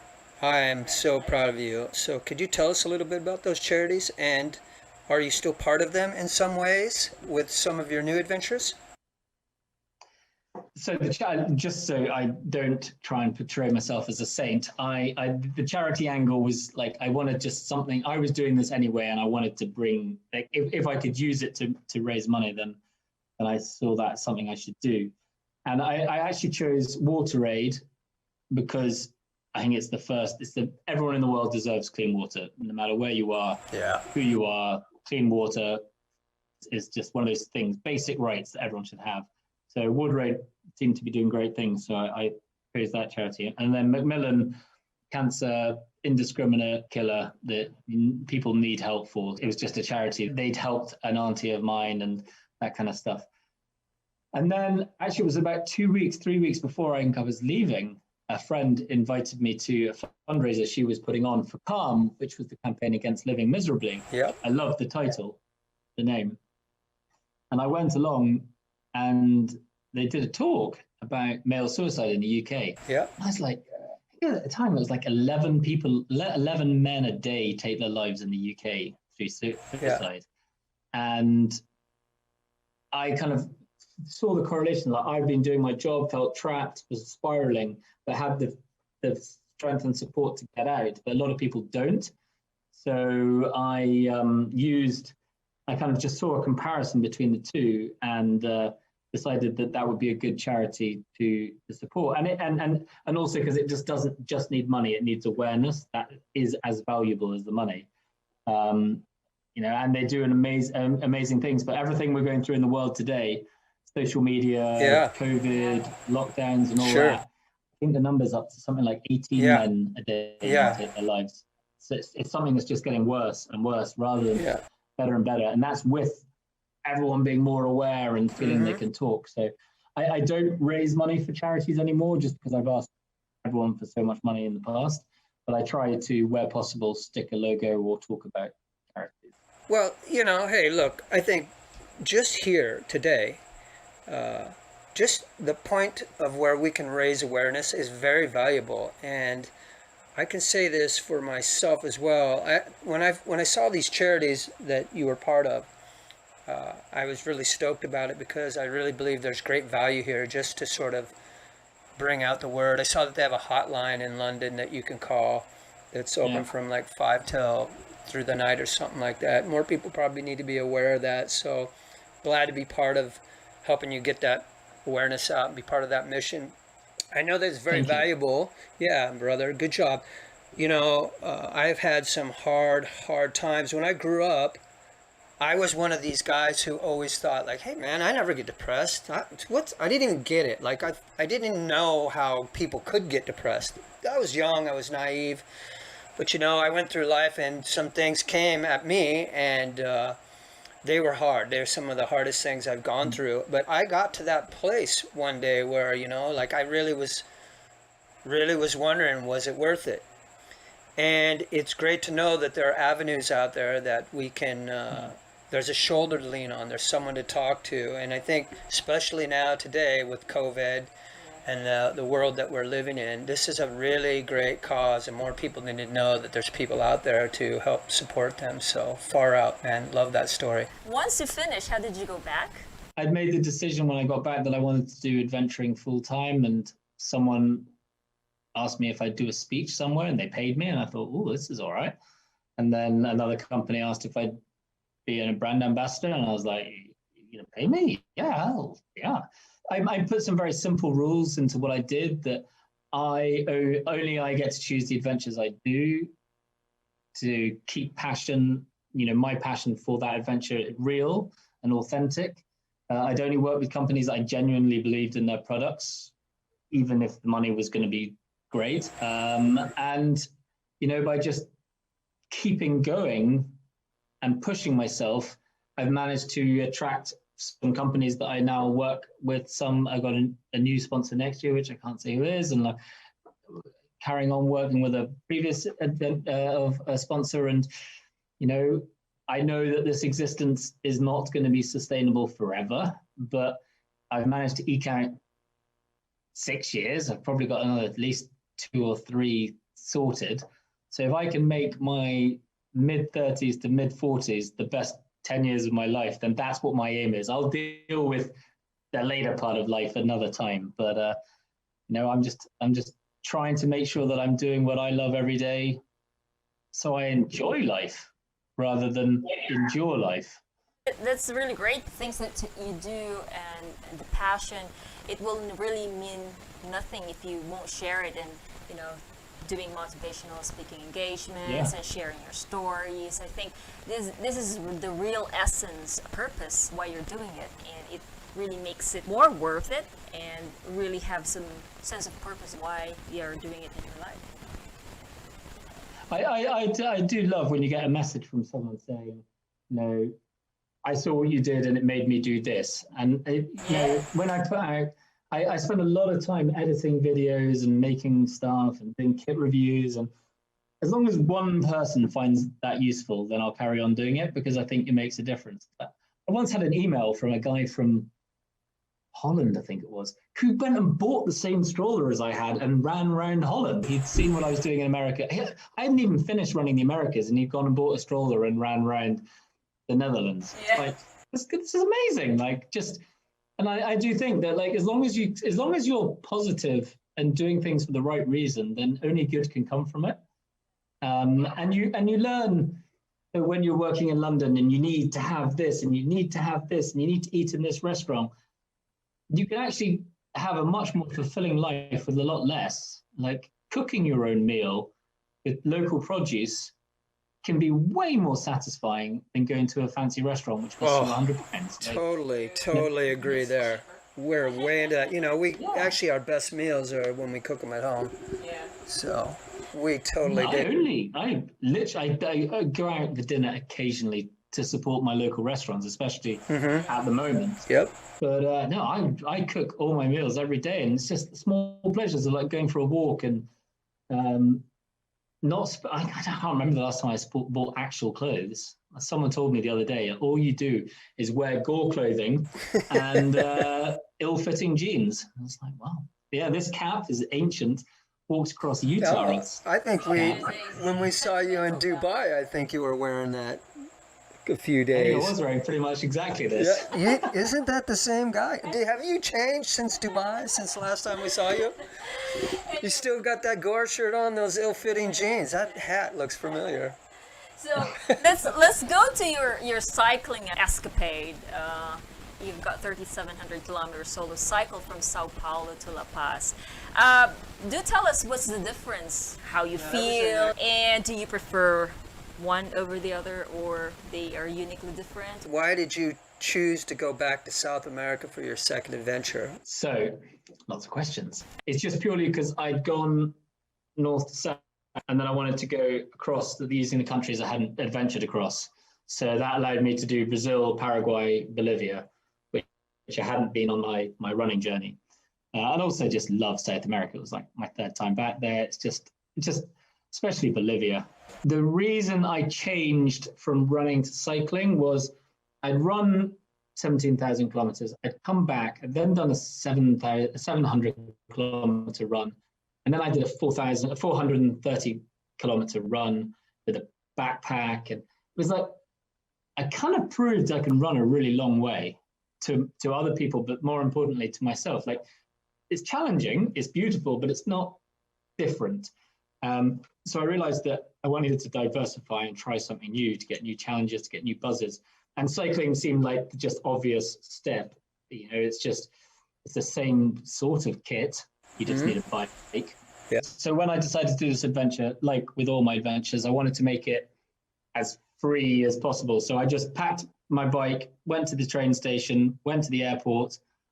I got a box at the airport, took my bike apart, put it in a box, flew to Sao Paulo, and then rebuilt my bike in the airport, and then just had the target of making my way to La Paz, 3,700 kilometers, as quickly and efficiently and enjoyably as possible. Yeah, so I saw a video where you were talking about this trip, and you had sort of set some new rules for yourself. And some of those rules were, it was going to be a lot looser knit, being that you wouldn't be so goal-driven for mileage and time, so to speak. Is that true? Was that different for you on this route? Yeah, I definitely said that. I think I say that every single time I do an adventure. This is going to be less about the distance, be less about pushing myself. I'm going to spend more time enjoying the scenery. I never do it. Okay. There's something inside me that needs to push. I don't know what it is. I don't know where it comes from. and I don't think I had it until like my mid-30s.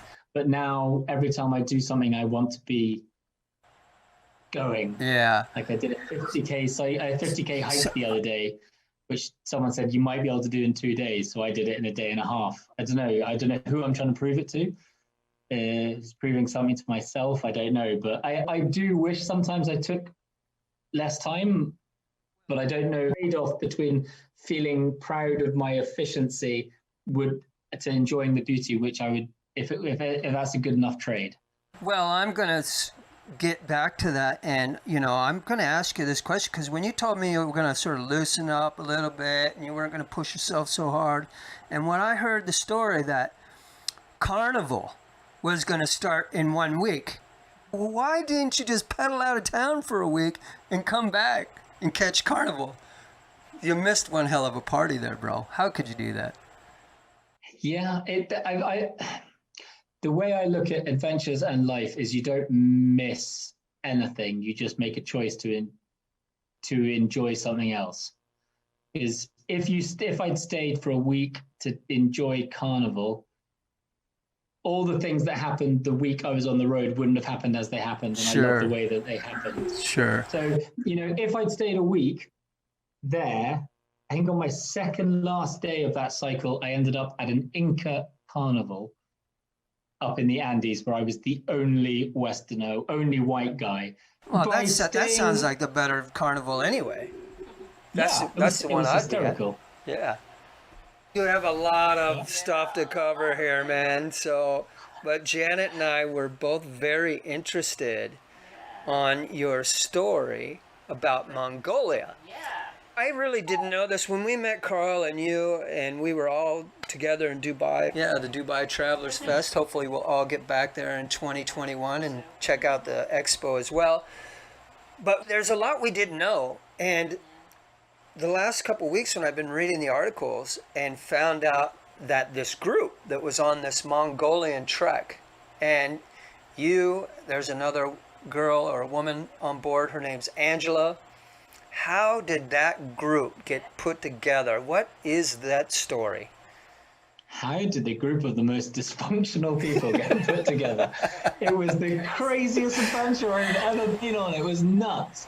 Right from the get-go. One, Carl Bushby, who is an amazing human being and I love very much. I didn't know him at this point, and I should have completely. I ran the length of the Americas in 367 days of running. Yeah, it's taken him 18 years, and he's still going around the world. So I should have realized that we were going to have a slightly different pace at doing things. Totally. But I got an email on Facebook from a girl, Angela, saying, do you want to come out and take part in this first couple of months of this expedition that Carl Bushby and Baikla are putting together to take camels from Ulaanbaatar back to London? I was like, this journey, I was like, wow, man. When I started reading about it, I was like, that is one incredible story. I honestly thought it was impossible. The first concept of this is pretty incredible. Yeah, it was, and that's probably what hooked me. I was like, this is insane. And I don't even know these people, but this girl was walking around the world. He was walking around the world. They were coming together. There was going to be camels. We're going to be in Mongolia. It was going to cost me a flight. I thought, sod it. I've got nothing else on. I was going to do it. It turned out to be the most crazy, dysfunctional, weird, amazing adventure that I've probably ever been on, probably will ever go on. So many things. There are so many questions I should have asked, like, are you ready to depart? Do you know what you're doing? Do you have a route planned? Who are the other people? They were questions I should have asked. I turned up and I think Carl said to me on the first day, I think we should buy a map. And then I was like, realised that no one in the group had ever worked with animals before. Who was the Mongolian girl. And I was like, this is insane. And then just the personalities of everyone clashed, and we had every possible thing that could have gone wrong kind of went wrong, where we ended up splitting into two different distinct groups. There was like Carl, me, and Angela versus this other group, and everyone. I was just, and the kind of groups changed every day, and it was insane, and no one had a clue what they were doing. What about the camels? Did they split up as well? Yeah, they had to. No, the camels were tied together and made sure they tried to kill us as many times as possible. I got stampeded by them. I got a dive into snow and and it's because you're doing an adventure and Carl's making a documentary. There's this camel sinking into snow. You jump in, you turn around, and Carl's there with a video camera, and you're like, "Stop videoing! Bloody help!" and all this kind of stuff. And, I love the fact that I'm still friends with Angela and still friends with Carl, and Gabriel was sweet, and the others we had run-ins, and hopefully we'd be friends if we saw each other. But it was a testing time. When you're in minus 23 in the middle of nowhere, not knowing what you're doing. Yeah. You got to look at the group as well. When I looked at the group that was put together there, what I saw was a lot of people who were doing a lot of solo time before this. Most of these people were solo artists. And I feel, me as well, because I've sailed around the world a lot solo, I'm sort of my own man, and I make my own way, and I'm not really, I really get set in my own. And that's why Janet needs a medal for putting up with you. I would say that is definitely true. So she's had a few medals, but probably not enough. But and I think that's what that group, when I think you put all these people together who really were solo artists, and everybody probably had a different direction or a different thought, and this was such a crazy adventure. It would have been great to see it follow through. But we asked Carl a bit about it, and all he told us is we just had a war in Mongolia. We had a war in Mongolia. So we didn't have clashes with the Mongolian people per se. We had, because there was a Mongolian in charge with Carl, and then that relationship became a bit fractious. Obviously, there's then the language barrier that we can't speak Mongolian, so we kind of need her, and Yeah. And she was actually great. I love Baikla. She is a force to be reckoned with. Okay. It's just, I think it does come down to the fact that we were, you've got a whole bunch of solo adventurers who are there, and we all think we know best. When you're in these situations, we all want to take lead. We all think that our suggestions are the right ones, and I'm definitely guilty of that. The dream of a beautiful adventure doesn't always pan out. Yeah. There's always that hard time too. I find myself in those positions where you really want to be a team player, and you really stand back on the back foot, and you try and be that. And sometimes that's not the right approach, and maybe there is a place where you really should be leading in. Maybe there was no direct leader and everybody falls in line like the captain of the ship. You flew there and you got together. Was there a planning? Okay, I'm the leader. Carl and Baikla were in charge. It was their camels, their money. They were in charge. But then there were just a lot of weird stuff. I'm not going to go into. There was a lot of weird, personal stuff started getting in the way. Money. The videos that we watched of it, it really looks like a cool trip. You're going, man, I want to go on that. That's how I took it. I laughed so much when I saw that video. You guys are singing in the tent, when dancing. I saw that video, I was like, what adventure was that? That wasn't the adventure I went on. Despite the differences and the clashes and the frictions, everybody got out and finished safe, right? Everyone was safe. No one apart. Well, there was one guy who never actually properly started with us, but I think everyone was very cordial with everyone. Everyone hugged everyone at the end, and it was, it was a learning exercise. That's what it was. Yeah, right on. Learning exercise. But I don't regret. I don't regret going on that expedition one bit. I had a ball. And no, you never can. Even when everyone was fighting, I kind of relished in that. It was funny to watch. It was funny to be part. At least you have a story to tell. Yeah, it's all part of the trip. We find that we've been on some journeys in places where, Janet and I have been leading expeditions for well over 10 years. and we deal with groups, but we're usually the guides. And people have different comfort zones. Some people have different ideas out there. And some people, they're great, their good sides come out, and some days their worst sides come out. We've seen it. And that's really all part of the adventure. That was the cool stuff. Would you do it again? I'd go back to Mongolia in a heartbeat. Yeah, I'd it work looks with camels again. totally looks cool. It's an amazing place. Amazing place. All right. When I was running in Iceland, I was running with a friend, and I realized that, you know, being held back or limited by other people makes me not enjoy my adventure. So when I got back from that, I changed my title to solo endurance adventure athlete. I read that. And you know, so if I went back to Mongolia, maybe I'd like to cycle across it by myself. Yeah, it pays to have the right people around you when you're in places where you really got to count on that person as sort of being your lifeline. I think, you know, and in mountains, that's really the case. When I went on to do Aconcagua, I'd never climbed a mountain before. And in that adventure, I had my friend Al, who had been to Nepal, he'd been to India, and he had the knowledge. And that was difficult because I had to sort of bow down to his superior experience, even though I felt I'm the adventurer, and even though we were doing it together. But it was his knowledge that helped get me to the top of the mountain. So in those situations, you do need a team. Next question about summiting Aconcagua.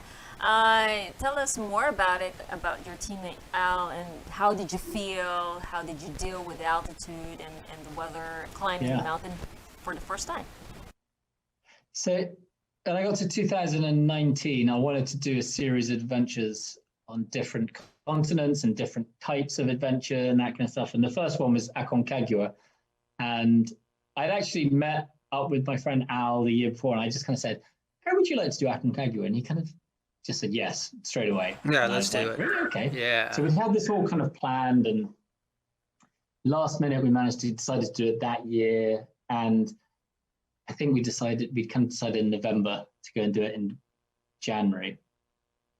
And we did take a very different approach to my usual adventures. We sat down, we got together, we planned it, we looked at videos, we read stuff, we learned about acclimatization, about the kit you needed.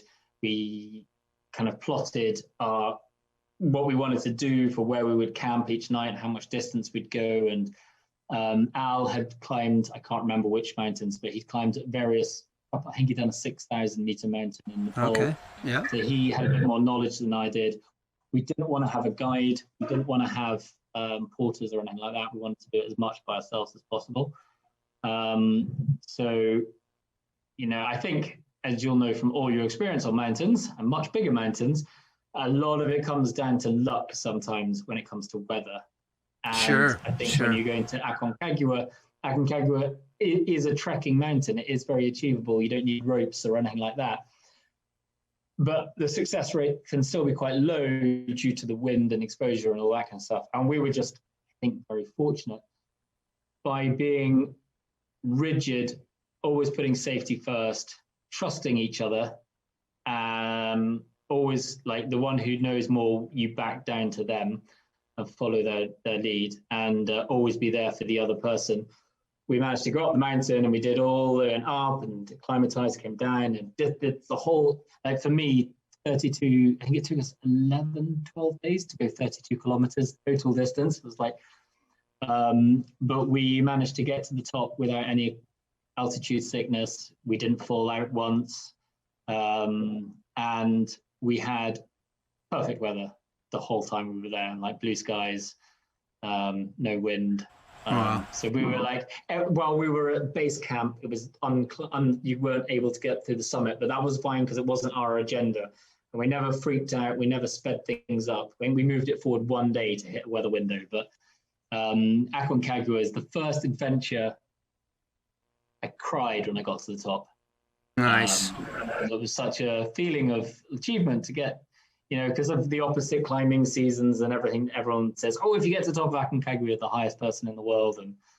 And when we were up there, we both had our masks on, and we both admitted to each other that we had a bit of a blub.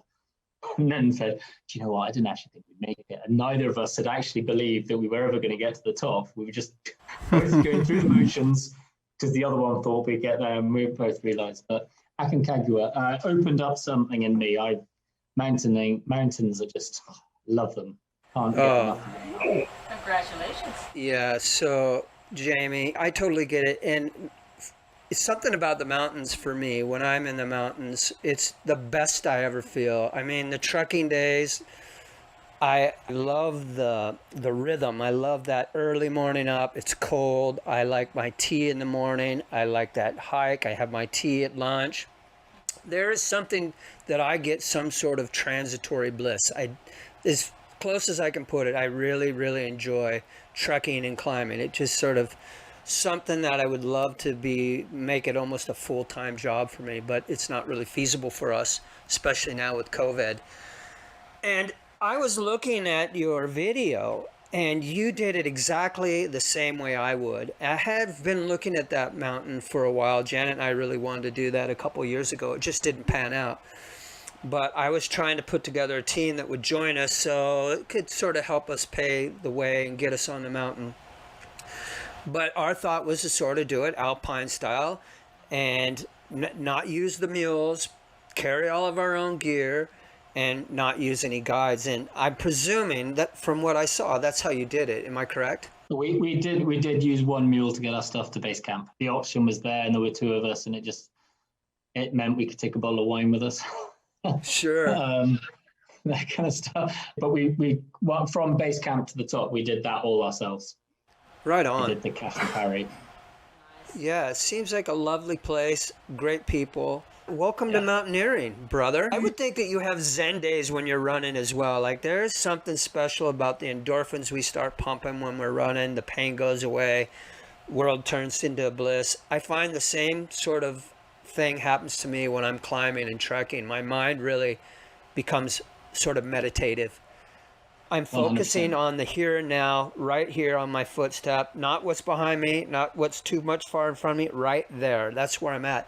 It's a great place for me, and I think that it's really brought me a lot of solace and a lot of great things in my life. So stoked to see that's where you're going, and I have some ideas for you as well as more questions about some of your other climbs. You did those climbs in Ecuador. If you're going to come up with ideas of mountains I should climb, I've already got a huge list, and it's so expensive to fly around the world and do these things. Yeah, that's one of the things, but always the best way to keep it down, go to the places where other people aren't going and go solo, go unsupported. Because support's what costs us. In the Himalayas, you got to carry everything. Or last time Janet and I were there, we did everything unsupported. But water gets expensive. The higher you get up the mountain, it's like, oh, I got to buy that water. That water's a $5 bottle of water, man. So Yeah. we make our own water. You bring the water maker and you pump it through wherever you got water. And so we do everything to sort of save the money. You're going to charge your phone so you can take pictures with your phone the next day, every day at the lodges. It's pretty expensive. So I said, I'm going to bring a solar panel. And this is not a foldable solar panel. This is like the rigid, like this big. Oh, wow. Yeah. Solar panel, and I got it tied to the back of my, I don't know, how big were our packs that time? Because we're unsupported, like 50-pound packs. And I got a solar panel on it, and when the wind would pick up, it was like a sail, spinning me around. And everybody soon eventually knew him as like, oh, the solar panel guy. Yeah, with the solar panel, and everybody was like, why are you carrying that, man? What are you carrying that solar panel? You can plug in. Well, I didn't want to pay for the power. So I carried my power, man. We sold it on the way home, paid for our bus trip back to Kathmandu. So, There you go. yeah, man. Let's cherry pick a little bit through your adventures. So you have a great summit there, you cry. What was the reason that you cried? Was it more that you had accomplished this goal, or was it was such a profound, beautiful moment being in the mountains? What was it? God, you're making me want to say that, but it was the fact that I achieved it.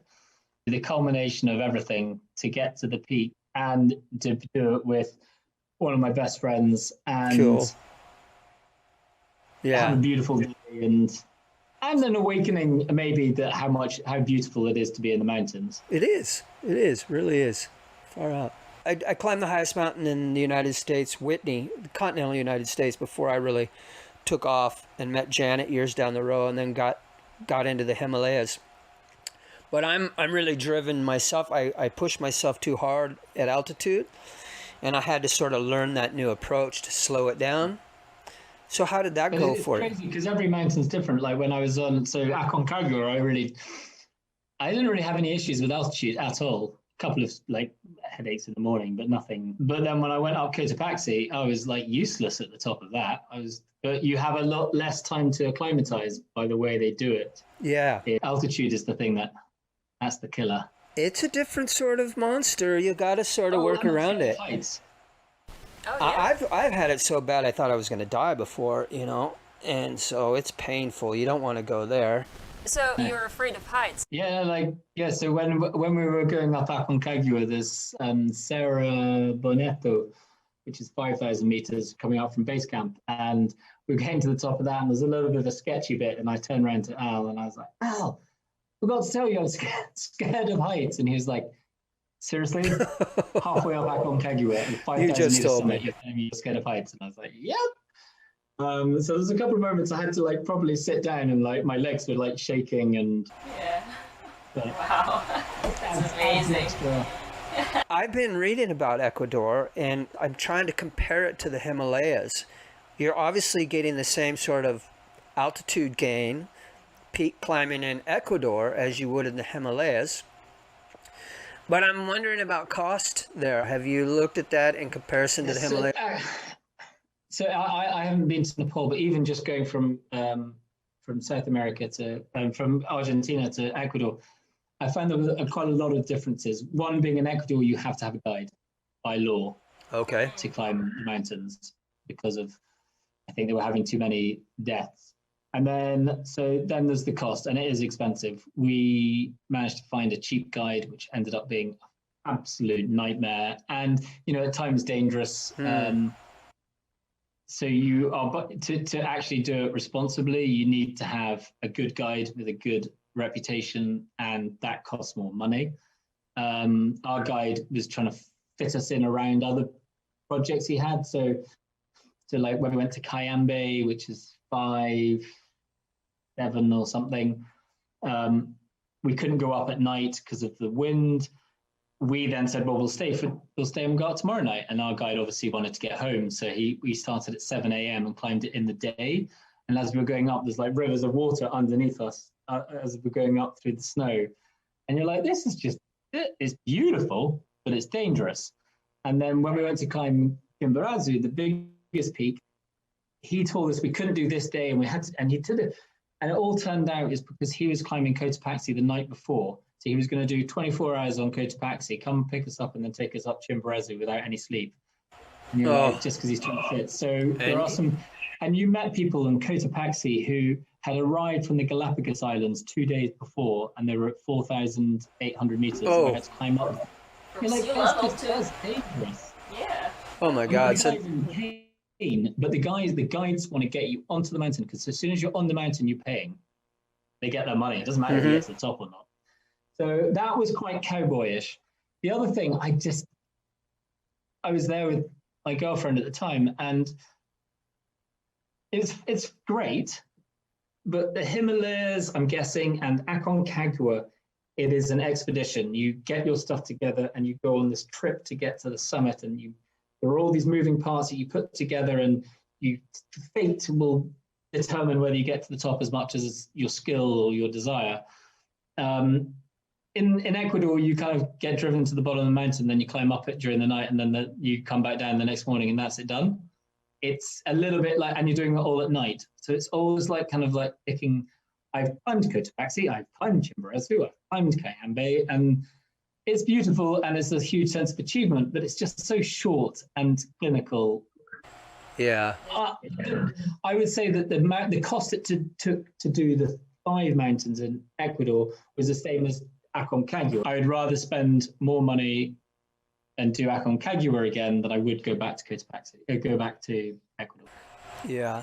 We did a few years back, we brought a group up to the Himalayas to do an Everest training climb. And It was really cool for us because we did a Everest Base Camp trek the month before. That was, I don't know, 17 days in the mountains, just trekking up to Everest Base Camp. So it was really good. We got our legs sort of working and acclimatized. And then we brought a really cool group of people up to do an Everest 3 peaks climb. And we climbed Lebuche East, Pacalde, and Island Peak. Now that journey, 3 peaks, took us round trip, was close to 28 days. 28 days. It took you weeks just to get to your approach, and then it took you 2 days on the mountain to get your summit. 3-4 days just from base camp to base camp. Real climbing, real hard stuff. And by the time you're done with Lebuche, our first peak, you're wiped. You are absolutely wiped out, and you're going, my God, I've got 2 more peaks ahead of me. A lot of miles ahead of us. So between each peak, you had, long treks that could take 2 to 3 days just to get to the next mountain, going through passes. But by the time we got on the last island peak, man, was I on fire. Like really everything came together. You're thinking, oh, I'm gonna be tired. But by the time we got there, it was like super powerful. A lot of your acclimatization all came together. You can breathe. And I just felt really strong, and what a great experience. So if you're looking for some long, really hard stuff, I definitely would recommend some of the peak climbing in the Himalayas. There's so much. Nepal is on my list. Yeah. So speaking of Nepal, I sent you a short film a few months back. I don't know if you remember. I think it was called Lessons from the Edge. Do you remember that film? Yeah, I've got it. I don't actually have that link anymore because I lost my phone. I have to send it to you again. And also, I'll be completely honest, I'm useless at getting people send me links on my phone and then watching them on a computer. I'm very bad at transferring them. Yeah. Just to be honest. Well, I think of you, and I know that you are a guy who doesn't do firsts and you're not about speed, but I think this is probably something that should be on your list, or something that you would probably jones about and say, yeah, that's me, because it's the Great Himalayan Trail. Janet and I want to trek it. Yeah. I don't think the one that goes all the way along. Yeah. Yeah, they have these guys ran it in 22 days, and it is a really incredible high altitude peak running. And I'm guessing you would just totally love this, going through these villages, going light. Every night you're staying at a tea house or a local's sort of getaway, and you're running the Great Himalayan Trail. I think it totally Well, would be... there are 2 ways, right? That high pass, which really goes over all the high passes, and they have a low altitude trek, but it runs Through the villages. It's the longest unbroken Himalayan trail. They're called the Great Himalayan Trail. Me and my friend Al have talked about it. Look at that, Cool. man. I hope you can find some... That would be hiking, not running. Yeah. I'd like to run it. Yeah. Yeah, I that's would like to nice. hike it. So maybe we can be support. We'll get a 2-week jump on you, and we'll meet you halfway and Yeah. provide some support. All right.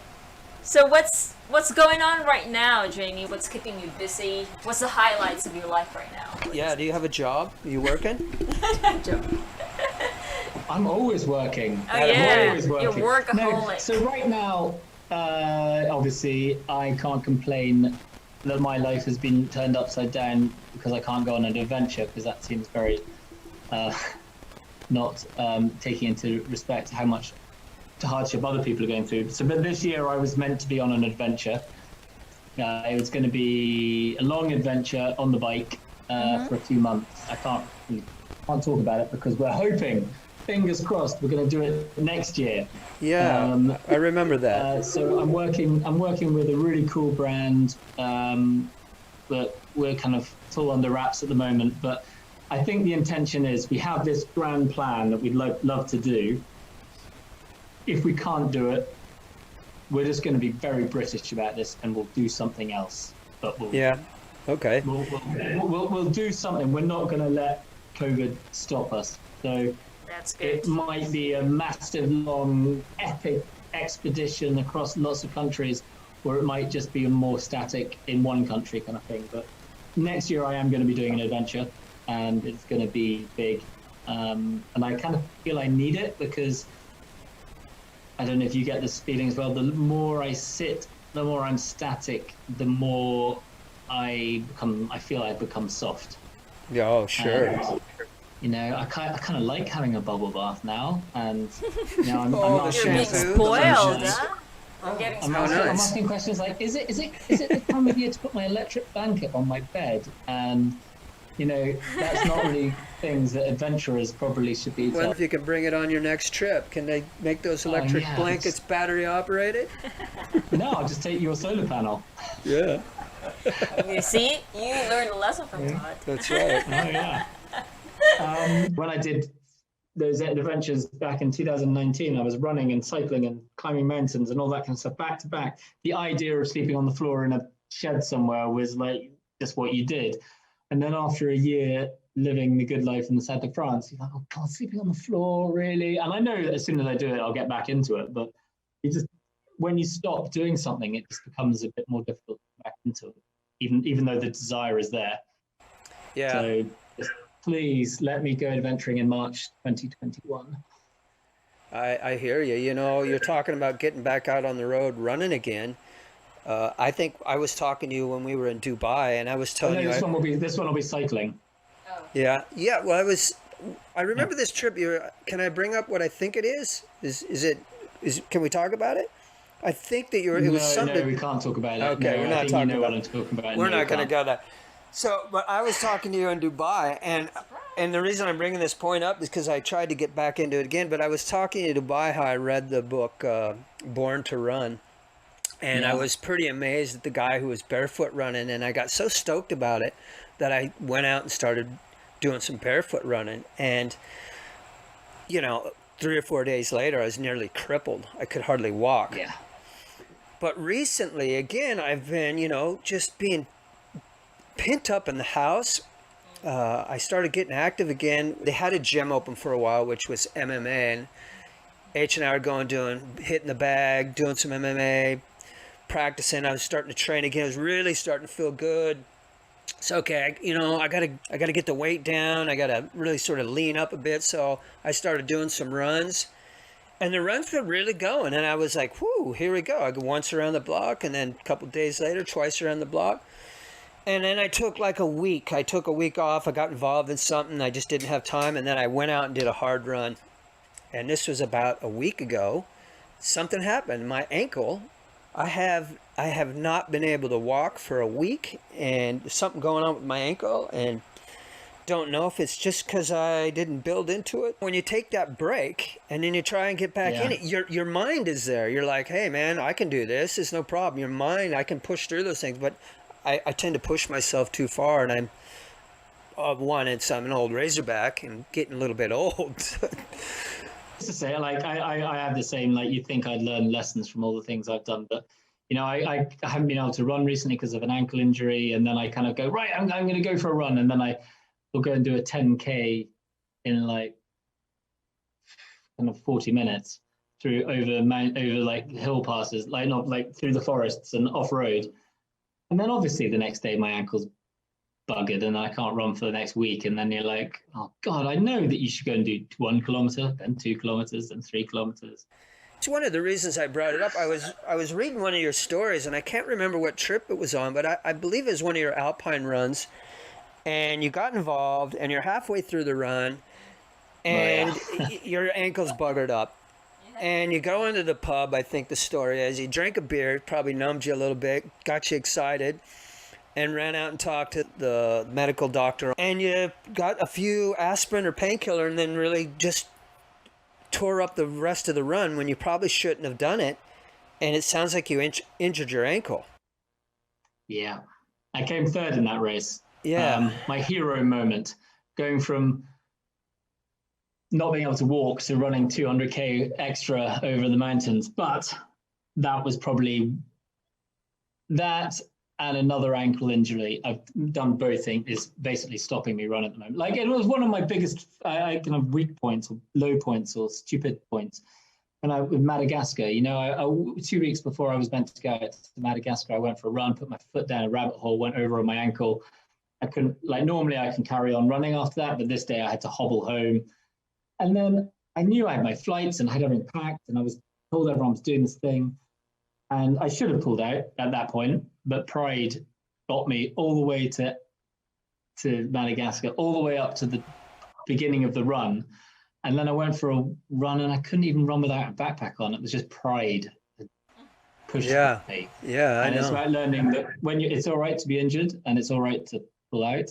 It's because that's how you continue, is by being sensible. So I'm learning. How do you get through an ankle injury? It sounds like you've had a couple now. Is it something that's coming back? Is it something you're struggling to get through? And how do you get through an injury like that when that's really a big part of your game? So that's probably part of why I'm diversifying my adventures a bit. So that's why I've been doing more hiking, more mountains, more cycling. I realized that because of my ankles, I can't carry on the running.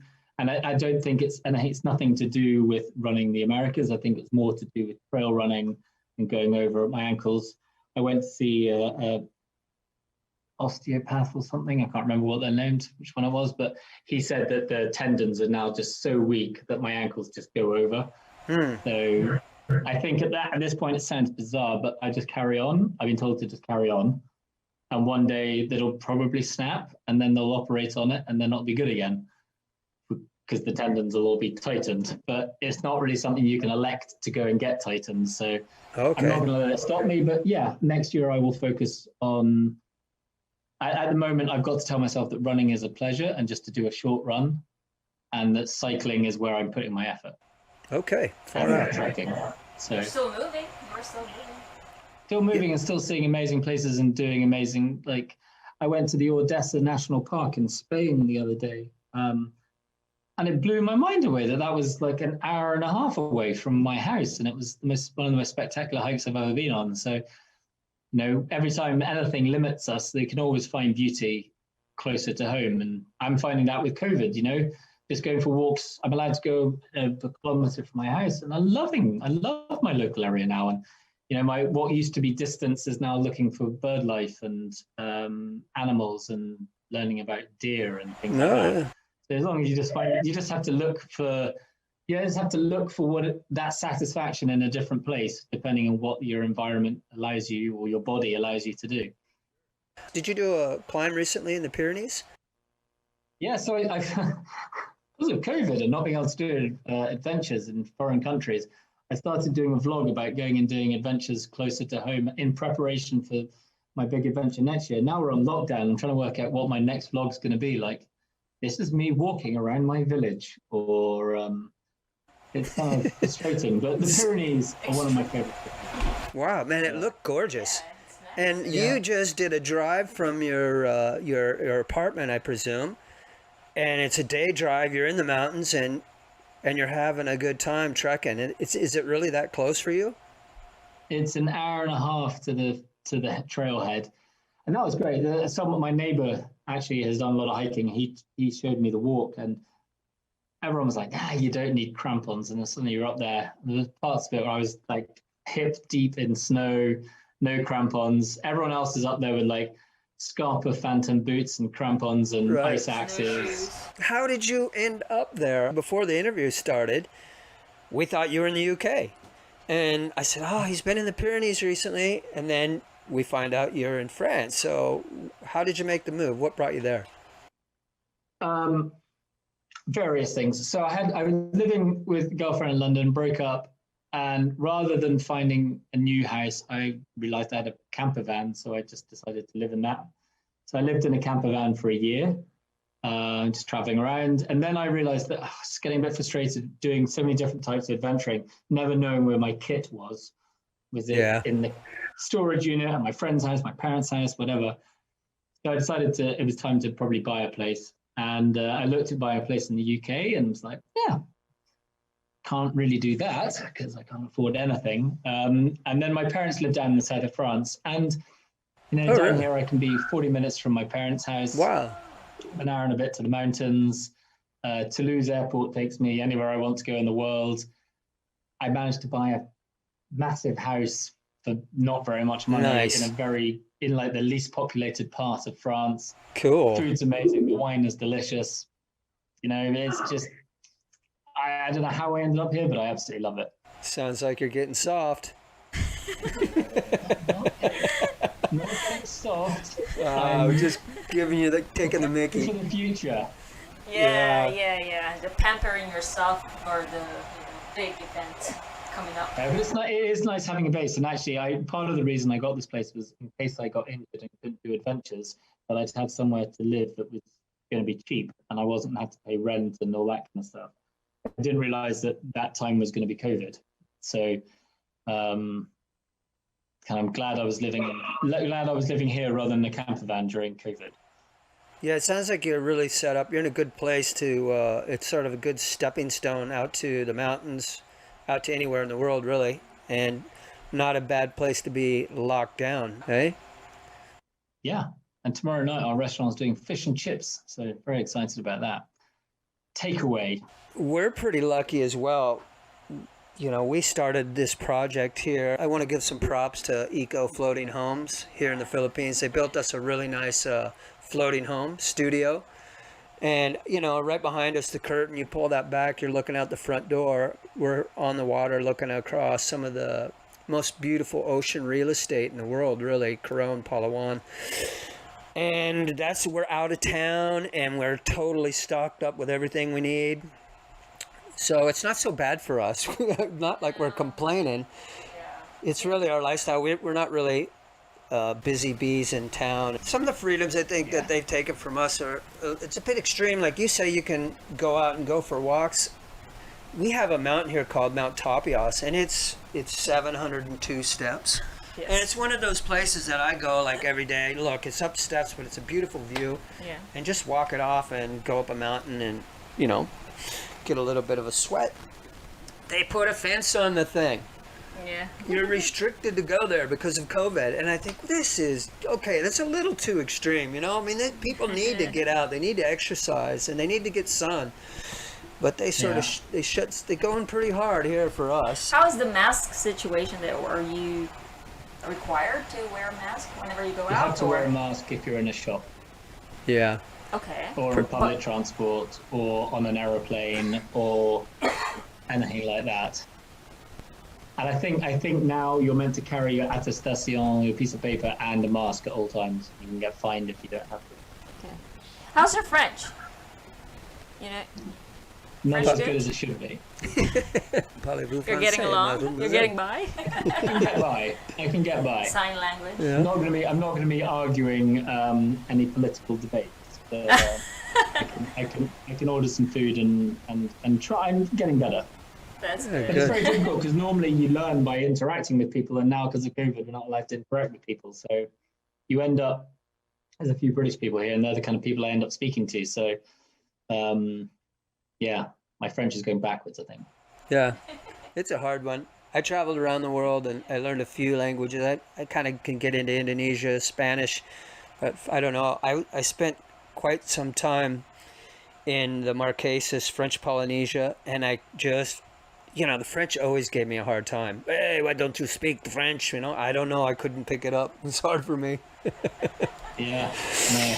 Yeah. But it's true, we should speak the languages of the countries we're in. So, Yeah, that's right. At least give it a go. yeah.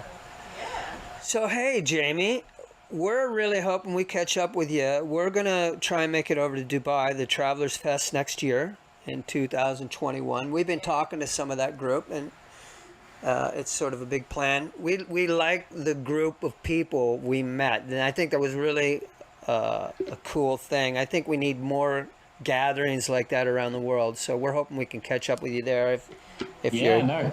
If I get invited, I'll be there. Yeah. Okay. So Yeah, I think we're gonna wrap that's it up. I think we had a really great time with you. We got to hear a lot of your story. I want to say you are an absolute savage. You are the man. I am so proud of the things you've accomplished. I'm happy to know some of the great things that you've brought awareness to, and feel very privileged to be your friend. So thanks for joining us, man. No, and the same back to you, because the stuff you guys have achieved is insane. And like, I suppose every adventure, like once you've got yours, then you look over at someone else and you're like, wow, they did that and they did that. And then you add like actually doing other things and having children and all this kind of malarkey that I don't know how to tackle any of that. So my life's easy compared to yours. And then you have a time to share all these adventures with other people. So thank you very much for sharing my adventures. Very grateful to have you. Thank you for showing up and being part of the show. If you ever do put together a group adventure like that Mongolian trek, or if something comes up, let us know. We'd love to join you somewhere and support you on something somewhere down the road. So keep us informed. Let's stay in touch.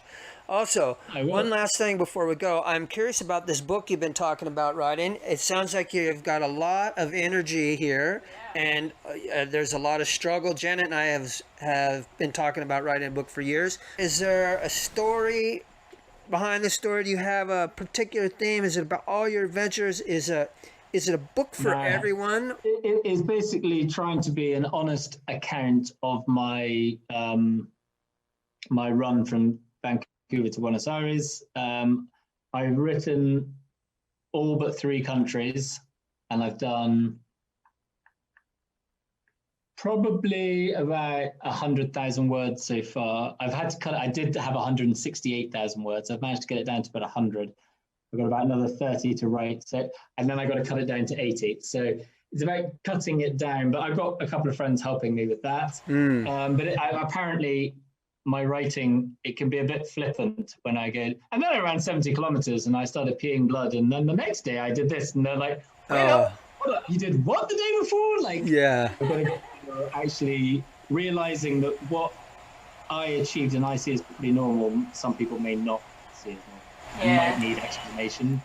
And and the other hard thing is, it's very easy to write about what you did. It's more difficult to extract how you felt. Yeah. And put that down, because if you're going to do it, you have to be open and honest. And like with the podcasts I've done recently, some of them have been kind of, you know, you have to really bare yourself, because if you don't, then it's kind of meaningless. So it's about becoming comfortable with what you're willing to put down on paper. Sure. But, you know, this is a plus side of COVID. You know, I've now got a daily routine, which is going for walks, working out, and writing my book. And I've got nothing else I can do for the next 25 days. So I might as well get this book. There you go. You got a place, you got a time to do it. So be very grateful for that as well. You know, that's usually one of the things that stops all of us, is that kind of quiet time to really sit down and put those words to paper. So go for it, brother. Looking forward to reading it. The biggest challenge is using, when time is forced upon you, to use it productively and not to give into it.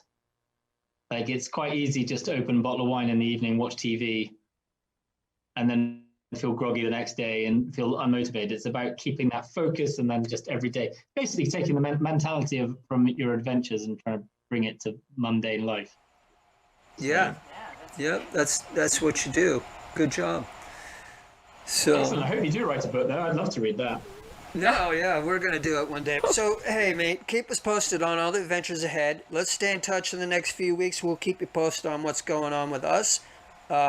If you've got any things that we need to know about, that you want put onto the podcast links, let us know. We're here to support you. Thanks for joining the show. Really, really lovely to know you as a human being. Thank you. Thank you, Jamie. Yeah. Thank you. And good Cool, luck. brother. Thank you very much.